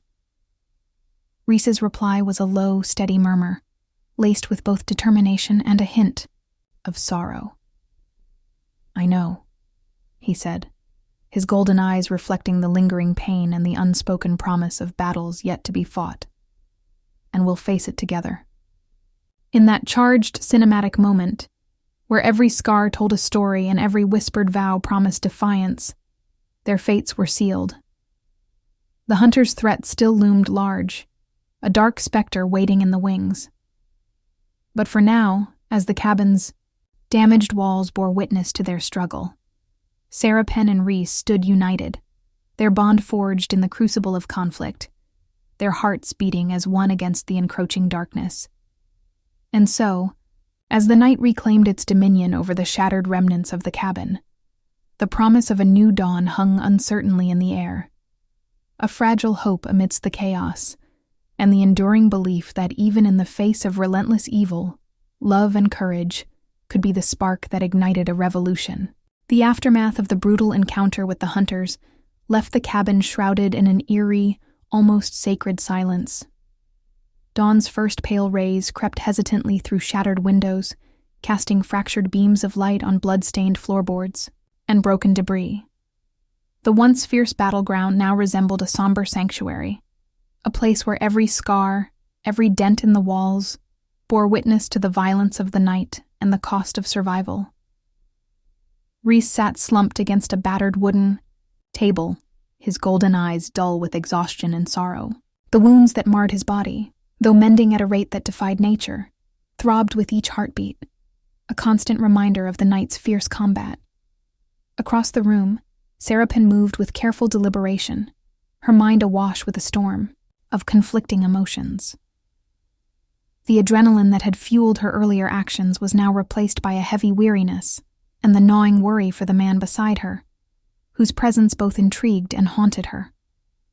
Every inch of the cabin spoke of loss. The walls, once silent observers, now echoed with the silent screams of battle. The sharp tang of blood, the metallic scent of spilled iron, and the lingering, bitter aroma of fear. Outside, the gentle patter of rain against the roof contrasted starkly with the memory of the clamor from hours before. Inside, the stillness was palpable, a fragile pause in a world that had only known chaos. Sarapen knelt beside Rees, gently examining the fresh bandages that concealed his wounds. Her fingers moved methodically, as if trying to smooth away, not just the physical pain, but the emotional torment that weighed on him. "How are you holding up?" she whispered, her voice soft and laced with tender concern. Rees exhaled slowly, his eyes meeting hers for a fleeting moment. "I'm surviving," he replied, the words coming out in a hoarse murmur. "But the pain, it's a constant reminder of everything I've lost." His voice trembled slightly, betraying a deep-seated sorrow that lay hidden beneath his usually unyielding exterior. Sarapen's heart tightened at his admission. "I'm so sorry," she murmured, placing a warm hand over his. "I wish I could take that pain away." In that moment, her clinical detachment melted away, replaced by the raw vulnerability of someone who cared more than she had ever dared to admit. For a long while, they sat in companionable silence, the only sounds being the steady drip of rain and the quiet hum of the cabin's ancient heater. The battle had left more than physical wounds. It had unearthed buried emotions and forced both of them to confront the cost of their survival. Sarapen's mind replayed every split-second decision, every moment when she had acted to protect him. In the flickering shadows of the cabin, she questioned her own choices, wondering if there had been a different path, a less painful one. The weight of regret, mixed with the fierce need to keep moving forward, pressed upon her. Rees, too, was lost in thought. His mind wandered back to a time before the hunters had made him a target, a time when he had known love, loss, and hope in equal measure. Now, every scar, every memory of the chase, served as a stark reminder that the past could never be erased. "I've made mistakes," he confessed quietly, his voice barely audible over the sound of rain. "I tried to run from who I was. And every time I thought I'd found a way to escape, the hunters caught up with me. I wonder sometimes if I'll ever be free of them, or of my own demons." The admission, so raw and unguarded, brought tears to Sarapen's eyes. She had always prided herself on her rationality, on the clear logic that governed her actions. Yet here, in the quiet aftermath, her emotions surged in an unstoppable tide. "You don't have to carry that alone," she said, her tone gentle yet firm. "We're in this together, Rees.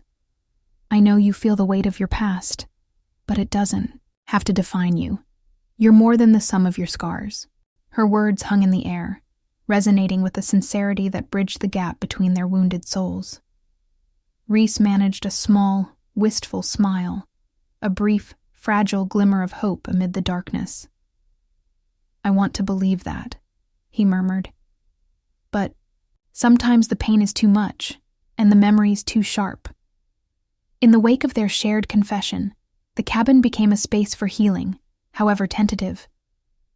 Sarapen busied herself with small, deliberate tasks, cleaning up broken shards, rewrapping bandages, and organizing the scattered supplies. Each act a step toward reclaiming order from the chaos. The rhythmic motion of her work was soothing, a gentle cadence that momentarily drowned out the relentless echoes of the battle. Rees, despite his injuries, took to pacing the limited space, his thoughts swirling like the snow outside. Occasionally, he paused to watch Sarapen work, the sight of her determined face inspiring him to believe, if only for a moment, that maybe there was a future beyond the pain.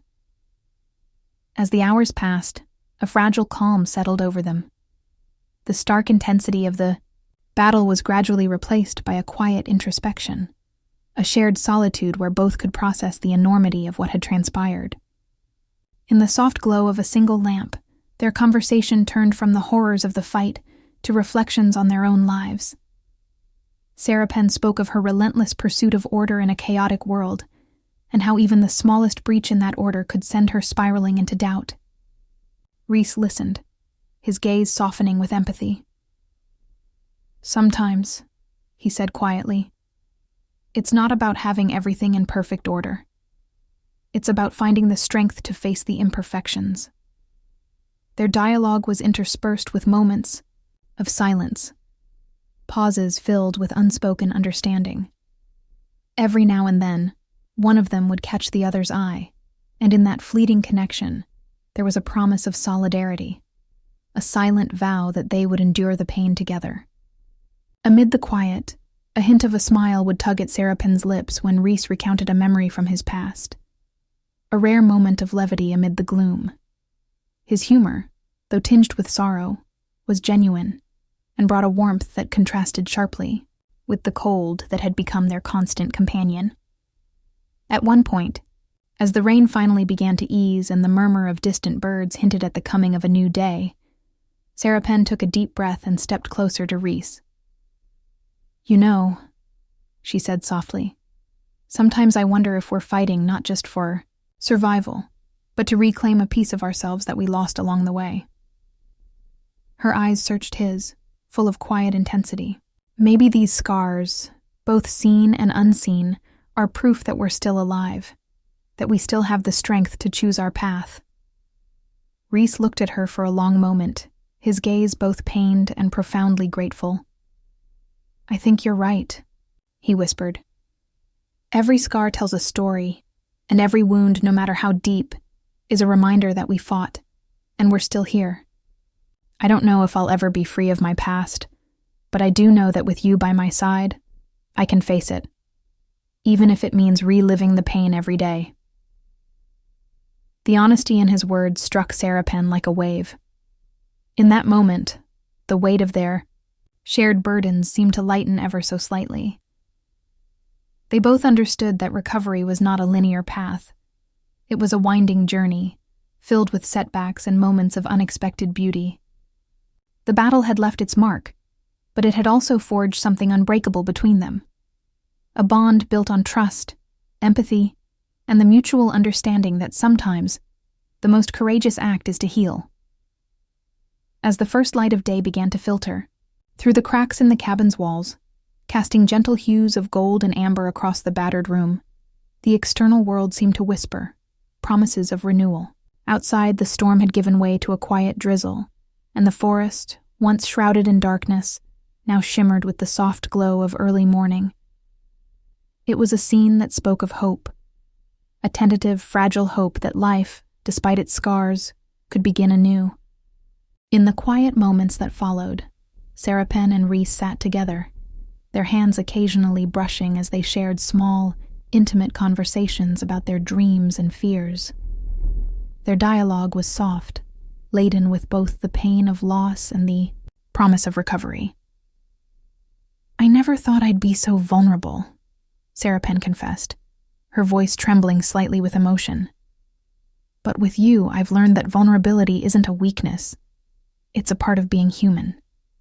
Rees squeezed her hand gently, his eyes reflecting a depth of emotion that words could scarcely capture. "We're more than the battles we fight," he said, his voice steady. "We are the sum of every moment we survive, every choice we make, and I choose to survive with you." Their words hung in the air like a delicate promise, a silent testament to the resilience of the human spirit. The pain of the past would not vanish overnight, nor would the memories that haunted them. Yet, in that quiet haven, amidst the soft glow of a new day, they found a reason to hope, an inkling that perhaps together they could rebuild not only their lives, but also the fragments of trust and love that had been shattered by the night's horrors. As the morning wore on, the cabin slowly came to life with the sounds of cautious optimism. Sarapen, ever practical yet undeniably moved by the events of the night, began to plan the next steps with a newfound clarity. The scars on Rees's body, though still tender, were a reminder that healing was possible and that every setback was an opportunity to grow stronger. In that reflective silence, each of them recognized the transformative power of their ordeal. They were no longer defined solely by their pain or their past mistakes. Instead, they were forged by the fire of adversity and tempered by the quiet strength of recovery. Their journey had become a testament to the enduring power of hope and the profound, sometimes painful, beauty of healing. And so, as the cabin stood as a quiet witness to their shared suffering and burgeoning hope, Sarapen and Rees embraced the fragile peace of the moment. In the soft light of a new day, they vowed to face their demons together, understanding that every scar, every tear, was a stepping stone on the long, winding road to redemption and perhaps even love. The cabin's worn walls echoed with the determined pulse of survival as Sarapen and Rees gathered themselves for the next critical phase. With the hunter's threat still looming over them, every second counted. The fragile peace that had settled over the battered refuge was a temporary lull, a breath taken before plunging into the storm of evasion. They knew that remaining in one place meant vulnerability, and that soon the relentless pursuit would resume with renewed ferocity. Sitting, cross-legged on the creaking wooden floor, Sarapen spread out a weathered map over a dusty table. Its faded lines and handwritten notes detailed the treacherous backroads and hidden trails snaking through the dense forest. A route that, if followed precisely, could lead them to a safe haven far from the hunter's reach. Rees, his eyes still, haunted by the recent battle, leaned in as she traced a path with her fingertip. "We need to move fast," Sarapen said, her tone a mix of urgency and calm resolve. "The clinic is compromised now. Our best chance is to slip through the back roads and reach the old logging road.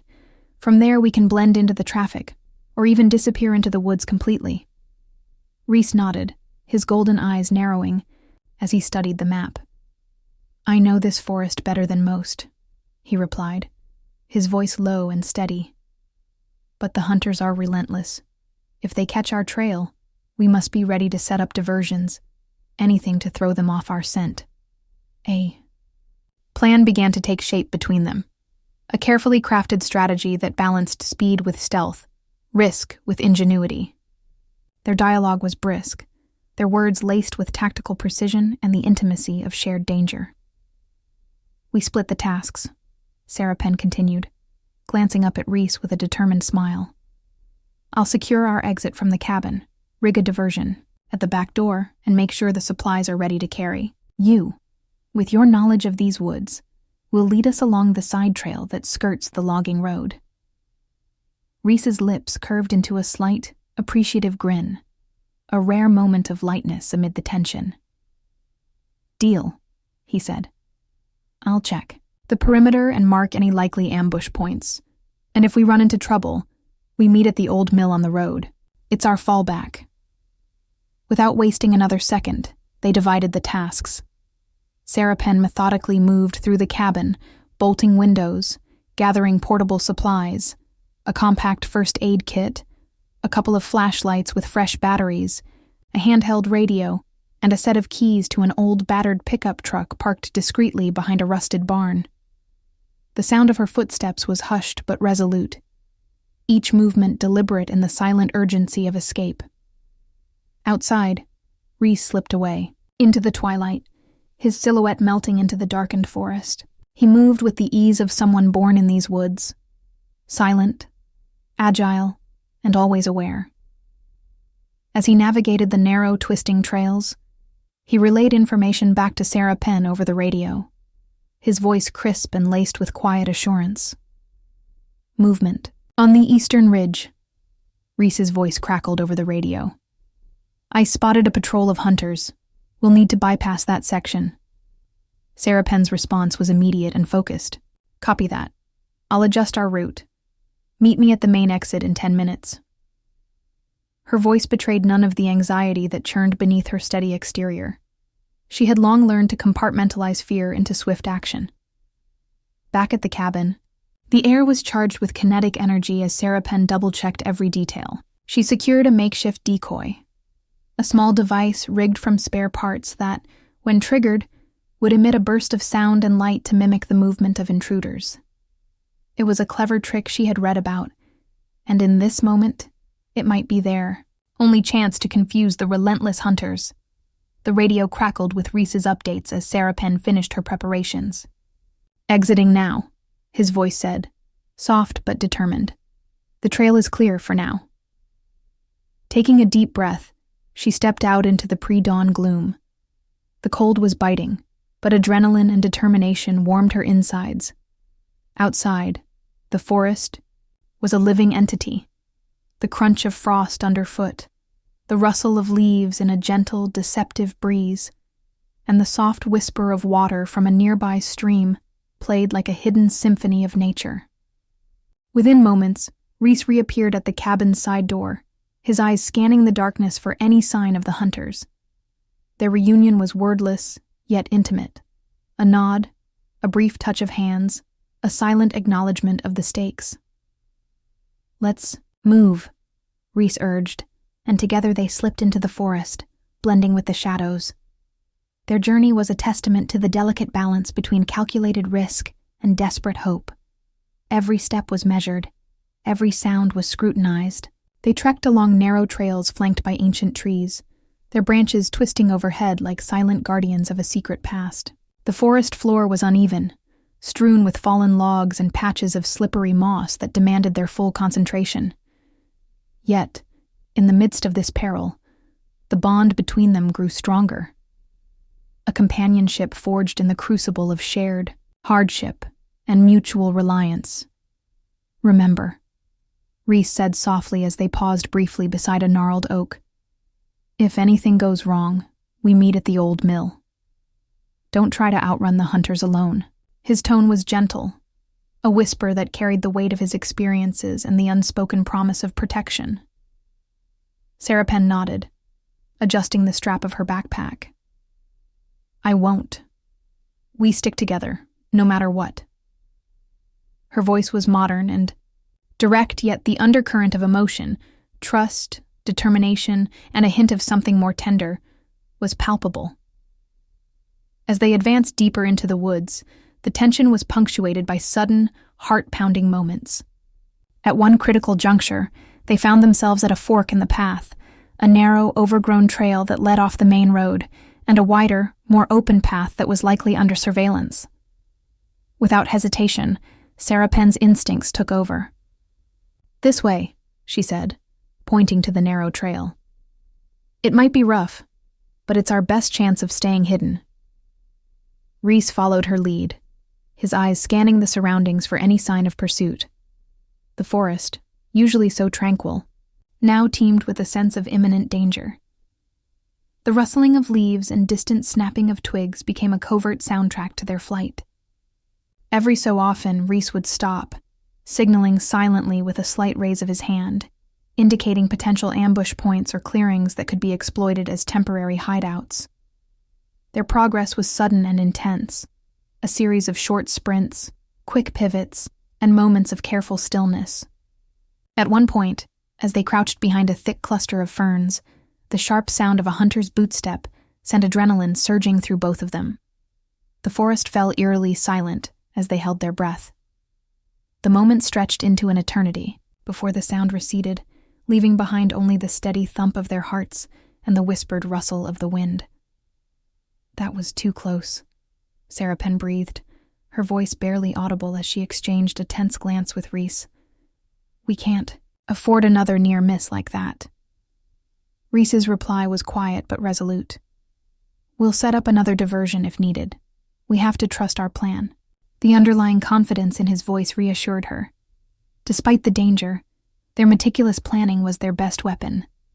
After what felt like hours of nerve-wracking movement, the outline of the abandoned mill emerged in the distance. Its silhouette was shrouded in mist, an eerie yet promising landmark against the awakening sky. This was their fallback point, a place where they could pause, reassess, and if necessary, regroup for another phase of their escape. As they approached the mill, the tension slightly eased. The structure, though dilapidated and long forgotten, exuded an air of isolation that was exactly what they needed. A temporary sanctuary where the hunter's pursuit might be momentarily stalled. They entered through a creaking side door, their eyes quickly scanning the interior for any signs of unwanted visitors.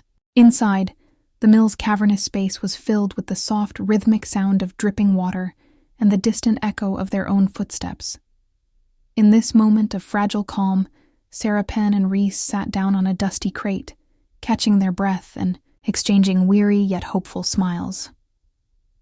Today was a reminder of just how unpredictable this life is, Sarapen said, her tone reflective, but imbued with a renewed determination. But every challenge we face only brings us closer together. Rees reached out and took her hand, his grip warm and firm, a silent vow of protection and shared destiny. "We'll get through this," he replied, his voice steady and confident. "With you, I feel like I can face even the darkest corners of my past. We have a plan, and as long as we stick to it, there's a chance we might just outsmart the hunters." Their conversation was punctuated by moments of quiet contemplation. A peaceful interlude where the chaos of their recent escape was replaced by a tender, almost cinematic reflection on their journey. The modern, straightforward language they used was interwoven with sincere emotions and practical considerations, making every word resonate with the audience. But even in the relative safety of the mill, the stakes remained high. The constant threat of the hunters loomed like a specter over their every decision, and the urgency of their escape plan was never far from their minds. They reviewed the map again, recalculating their route, marking potential safe zones, and discussing contingency plans in hushed, strategic tones. "Next, we need to reach the logging road," Sarapen explained, her finger tracing a red line on the map. "From there, we can blend in with the traffic or vanish into the woods again. We need to create a diversion at the mill once we leave, something that will give us a head start." Rees nodded, his eyes reflecting the flicker of determination. "I have an idea," he said, a spark of ingenuity lighting his expression. "There's an old signal mirror in the storage room. If we can set it up near the entrance, it might catch their attention and draw them away from our trail." Their minds worked in unison, building upon each suggestion, each detail contributing to the delicate fabric of their plan. The mill became their temporary command center, a place where strategy, camaraderie, and the weight of their shared past converged. Their dialogue was brisk, yet intimate, laden with the kind of modern, relatable language that spoke directly to a young audience, a mixture of urgency, wit, and heartfelt sincerity. As the plan solidified, the tension in the air grew thicker, silent countdown to the moment when they would have to put everything on the line. Every sound, every heartbeat, was a reminder that danger was never far behind. But in that moment, armed with a meticulously crafted plan and a deep, unbreakable bond, Sarapen and Rees were ready to take the next step. With the first light of day breaking over the horizon, they gathered their supplies and prepared to leave the mill. "Remember, if anything goes wrong, we meet here," Sarapen reiterated, her voice calm but edged with determination. "We trust each other. We trust our plan." Rees's reply was a soft, confident nod. "Together," he said simply. "Always together." And so, as they stepped out of the mill and into the uncertain light of a new day, their escape plan unfurled before them. A path woven with danger, hope, and the promise of a future where they could finally be free. Each step forward was a testament to their resilience, every whispered command and shared glance a symbol of the unyielding connection that would see them through the darkness.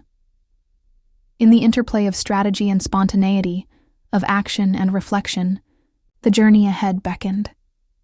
A thrilling, unpredictable adventure, where every decision could mean the difference between survival and being lost to the shadows. And as Sarapen and Rees plunged into the unknown, their hearts beat as one, echoing the timeless promise that together, no threat was insurmountable. Night had fallen like a heavy shroud over the forest, and the abandoned logging road became a stage set for the final act.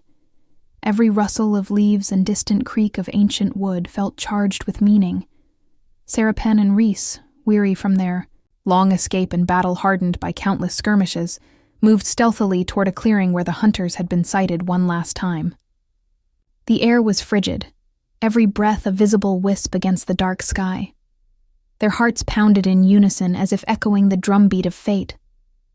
Ahead, silhouettes emerged from the darkness. Hunters, more numerous and determined than ever before. Their figures were outlined by the ghostly light of a half-hidden moon, and each step they took resonated with deadly purpose. In that moment, the forest itself seemed to hold its breath, and time slowed to a crawl. Rees's eyes, those burning orbs of golden fire, narrowed as he surveyed the enemy. "This is it," he murmured, voice low and resolute. "We face them now, or never." His tone carried a bitter acceptance of the stakes, a choice between flight and fight, between survival and sacrifice.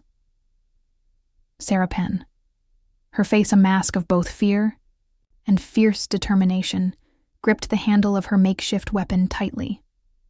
Her calm, clinical demeanor had long concealed a passionate spirit, now kindled by the dire circumstances. "We have no other choice," she replied, her voice steady despite the adrenaline surging through her veins. "Every decision we've made has led us here. It's time to stand and fight." The first hunter broke the silence. A hulking figure, with a scarred face and eyes like shards of ice, charging forward with a guttural roar. Rees reacted instantly. In a blur of movement that was both graceful and brutal, he intercepted the attacker. The clash of bodies, the thud of fists, and the crash of shattering wood filled the clearing with a visceral symphony. Every blow landed with cinematic intensity. Every parry was executed with preternatural speed. Rees's movements were an artful blend of calculated ferocity and raw desperation as he deflected the hunter's vicious strike and retaliated with a counterblow that sent the assailant staggering back into the dark. In the midst of the fray, Sarapen moved with equal precision. She ducked under a swinging arm and delivered a sharp kick that knocked another hunter off balance. Her eyes flashed with a mix of clinical acumen and passionate defiance. "You won't take him!" she shouted, her words piercing the chaos, as she swung her weapon with a practiced, almost balletic elegance. The hunters pressed in relentlessly, a tidal wave of anger and determination, fueled by their own dark purpose. Every moment was a dizzying interplay of action and silence. Amid the roar of combat, there were brief pauses when the only sound was the ragged breathing of fighters and the silent exchange of glances that spoke of shared memories, regrets, and unspoken promises. Rees found himself in the heat of the battle, his mind flashing back to a time when he had dared to hope for a life free of endless pursuit. Now, with every savage hit and every narrowly avoided blow, that hope seemed both distant and impossibly close. In one particularly tense moment, a hunter lunged with a gleaming blade aimed at Rees's heart. With instinct honed over years of combat, Rees sidestepped, the blade grazing his side and drawing a thin line of crimson across his skin. He winced, but his focus did not falter. "I'll pay for that," he growled. And his counterattack was swift and decisive, a combination of raw power and supernatural agility that left his foe crumpling on the cold ground. Sarapen, meanwhile, was not merely a bystander. Each calculated move, every strategic block and counter, was driven by a deep-seated need to protect Rees, and perhaps, by extension, the fragile hope of redemption that his presence symbolized. In a moment of fierce clarity, she intercepted a vicious blow, aimed at Rees and spun, using her momentum to hurl the attacker against a fallen log. The impact reverberated through her arms, but she did not relent. "I'm not just a doctor," she declared between heavy breaths, her voice echoing with the weight of her newfound resolve. I'm a fighter, and I won't let anyone hurt what we've built. The battle raged on with an almost unbearable intensity, every second stretching into an eternity. The hunters, though formidable and ruthless, were beginning to falter under the relentless, coordinated onslaught of two warriors whose bond had grown unbreakable through shared hardship. Yet the tide of combat was fickle, and the clearing was soon bathed in an oppressive silence, a silence heavy with the anticipation of a decision that could alter the course of their lives. In the midst of this tumult, the towering figure of the hunter's leader emerged from the darkness. Clad in a tattered cloak and with an aura of merciless authority, he radiated a cold, predatory confidence. His eyes locked onto Rees with an intensity that sent shivers down the spines of all who dared meet his gaze. "Your time is over," he snarled, his voice a chilling blend of malice and certainty. "You have fought long enough, and now you must face the consequences of your existence." For a split second, everything seemed to pause. The clamor of combat, the pounding of hearts, and the whispered pleas of destiny. In that heartbeat, Rees was confronted with the ultimate decision: to continue fighting, risking everything in a desperate bid for survival, or to accept a fate where escape was no longer an option.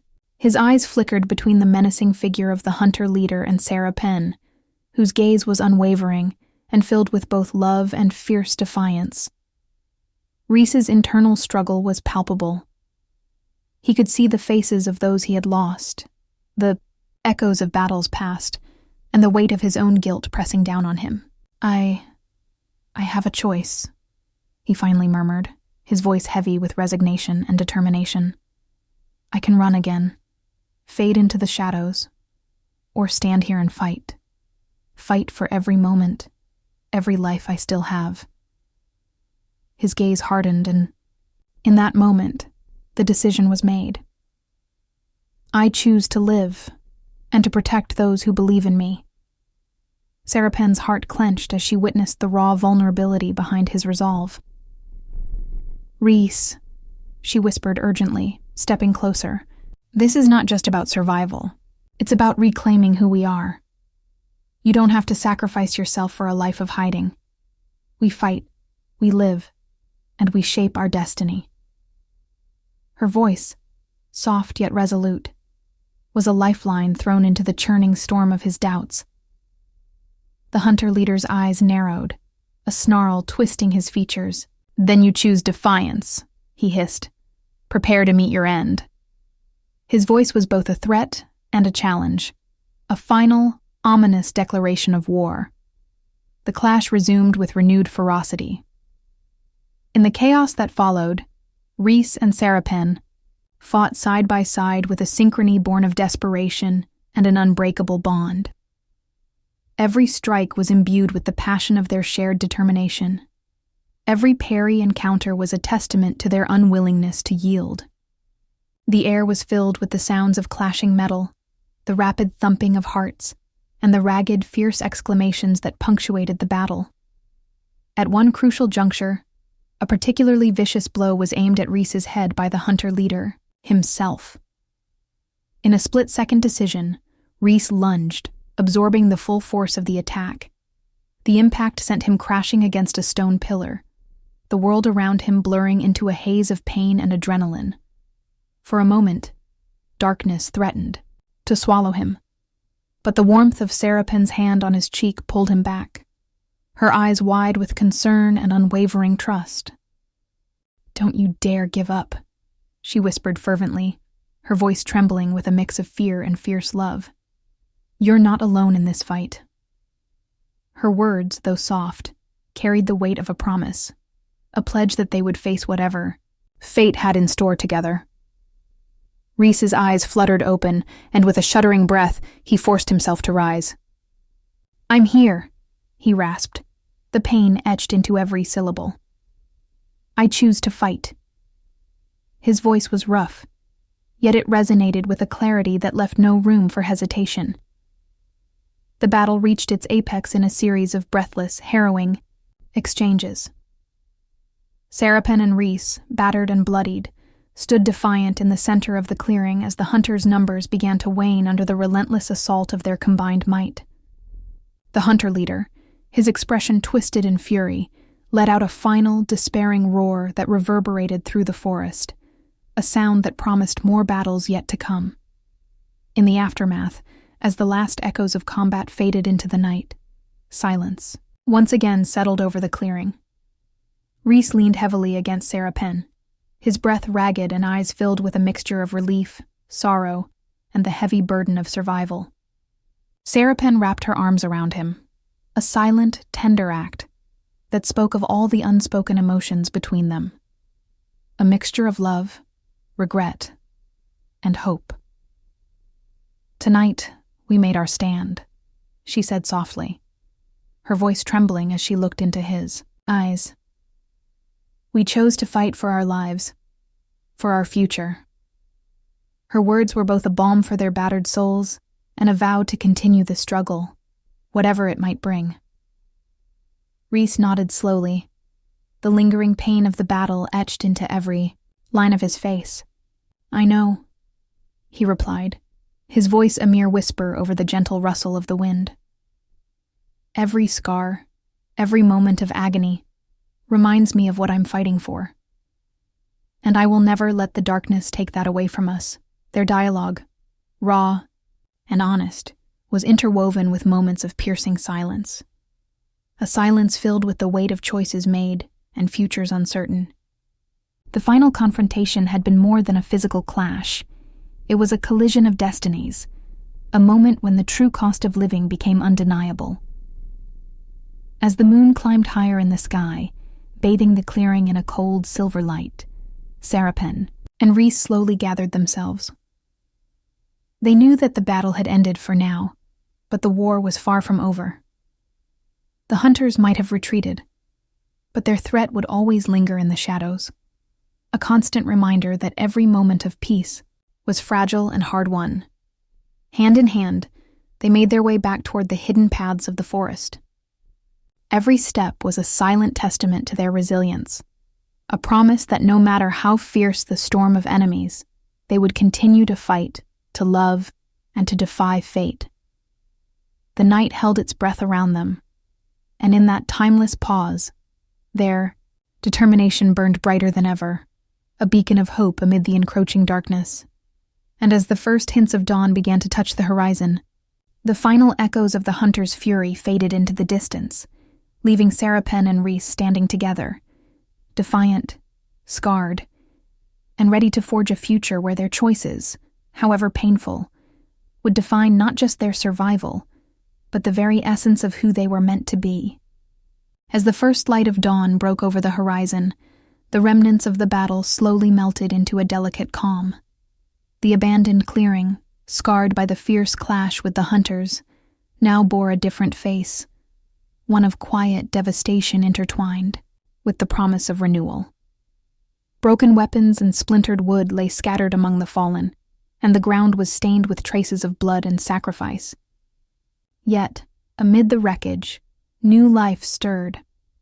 Tender shoots of green pushed through the frost-hardened earth, as if nature herself was determined to reclaim what was lost.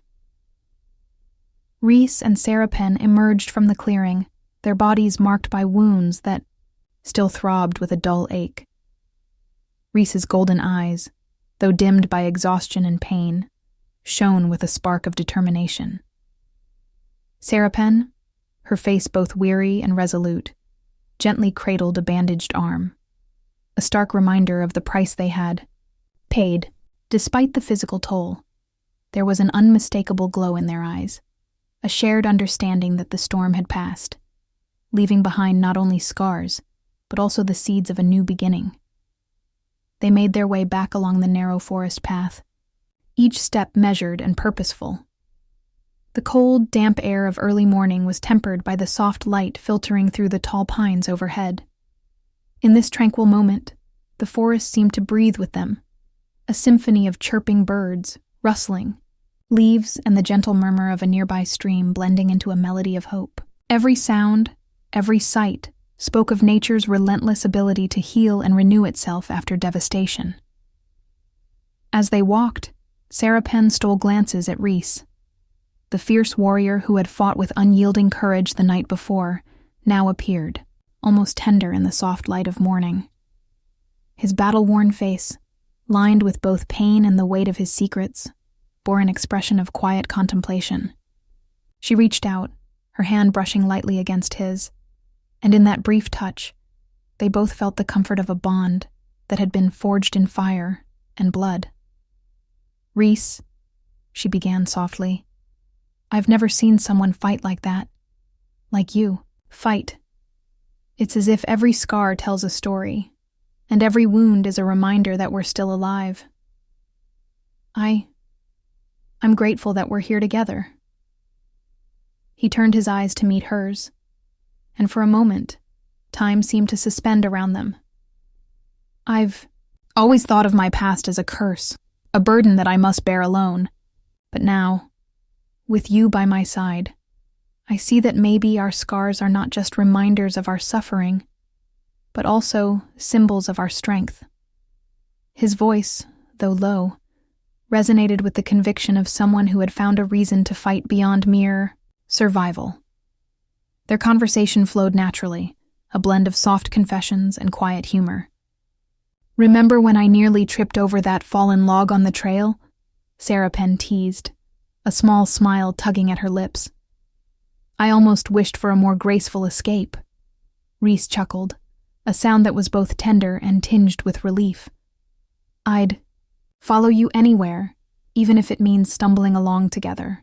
Their laughter mingled with the morning air, lightening the heaviness of their memories even if just for a moment. As they neared a small clearing, the remnants of their temporary sanctuary, a derelict mill that had served as their refuge, came into view. The structure, though battered and forgotten by time, now symbolized a turning point, a place where they could regroup and begin the slow, deliberate process of healing. Inside, the mill's interior was bathed in a gentle, golden glow from the rising sun that seeped through broken windows. Dust danced in the light, and the once oppressive silence now carried a promise of peace. Inside the mill, Sarapen and Rees set down their meager supplies and took a moment to tend to their wounds. Sarapen carefully cleaned and redressed Rees's cuts, her touch both clinical and tender, as if each gesture was a silent vow of protection. In the background, the soft sound of water trickling from a cracked pipe provided a soothing counterpoint to the day's earlier violence. They sat on a creaking wooden bench, side by side, and allowed the quiet to envelop them. The intensity of the battle seemed like a distant nightmare now, replaced by the fragile, beautiful reality of a new day. Sarapen gazed out at the landscape. Beyond the mill's walls, a panorama of rolling hills dusted with early spring blossoms and a sky gradually shifting from twilight to a brilliant blue. "It's amazing," she whispered, "how even after the darkest nights the world finds a way to light up again." Rees nodded, his gaze thoughtful. "Perhaps it's a reminder that hope is always within reach, even when everything seems lost." His tone was soft, yet carried the weight of someone who had lived through unimaginable horrors and yet refused to surrender to despair. Their dialogue, laced with both introspection and quiet optimism, deepened the connection that had been steadily growing between them. Over the next few hours, they shared stories of their pasts, the moments of triumph and tragedy that had defined them. Sarapen recounted her years dedicated to saving lives, the relentless pursuit of order amid chaos, and the sacrifices that had left her both resilient and guarded. Rees, in turn, spoke of a life marred by loss and the constant burden of being hunted, a life where each escape felt like a bittersweet victory, and every moment of solitude was haunted by memories of what had been lost. As the day wore on, their wounds began to heal, both physically and emotionally. The fierce tension that had once pulsed through their veins was replaced by a gentle, steady rhythm. A heartbeat that spoke of recovery and the dawning realization that they were no longer defined solely by their past or the battles they had fought. In the safe confines of the mill, their conversation turned toward the future, filled with tentative plans and hopeful dreams. "Do you think," Sarapen asked, her voice quiet yet imbued with a spark of determination, "that we can build something new? A life where we're not just surviving, but truly living?" Rees's eyes glimmered with a mixture of uncertainty and resolve. "I want to believe that we can," he replied slowly. "Perhaps our journey has taught us that even in the midst of endless darkness, there's a possibility for light. We've both been through so much, yet here we are, still standing, still fighting. And maybe that means we're stronger than we ever imagined."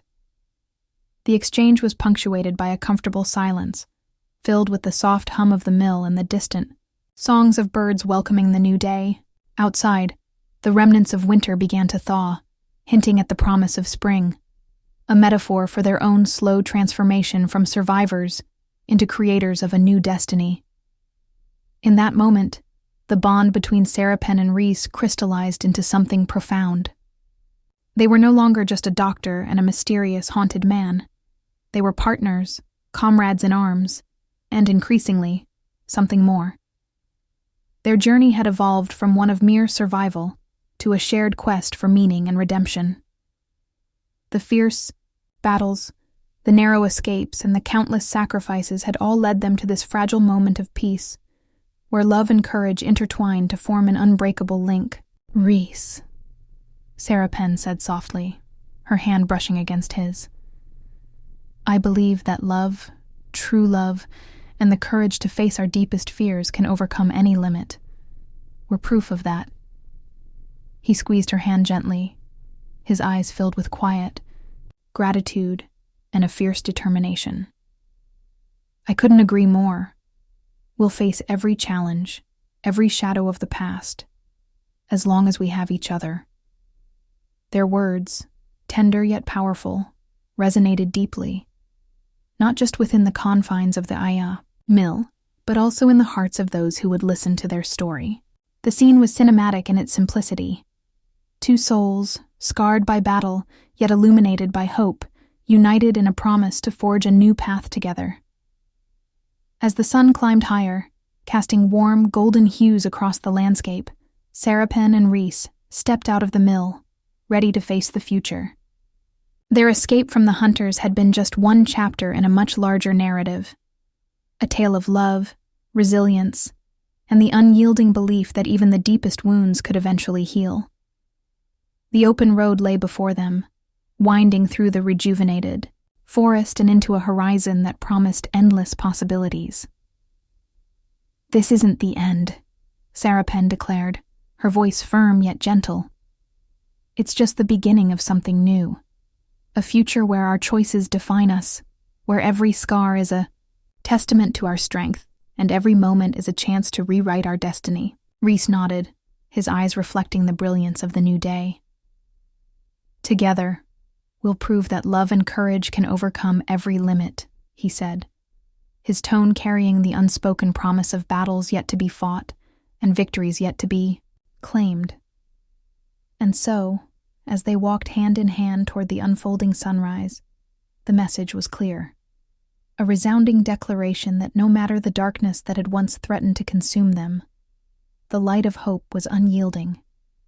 In a world where survival was forged in the fires of relentless conflict, their bond was a beacon, guiding them toward a future where every ending was just the start of a new, vibrant beginning.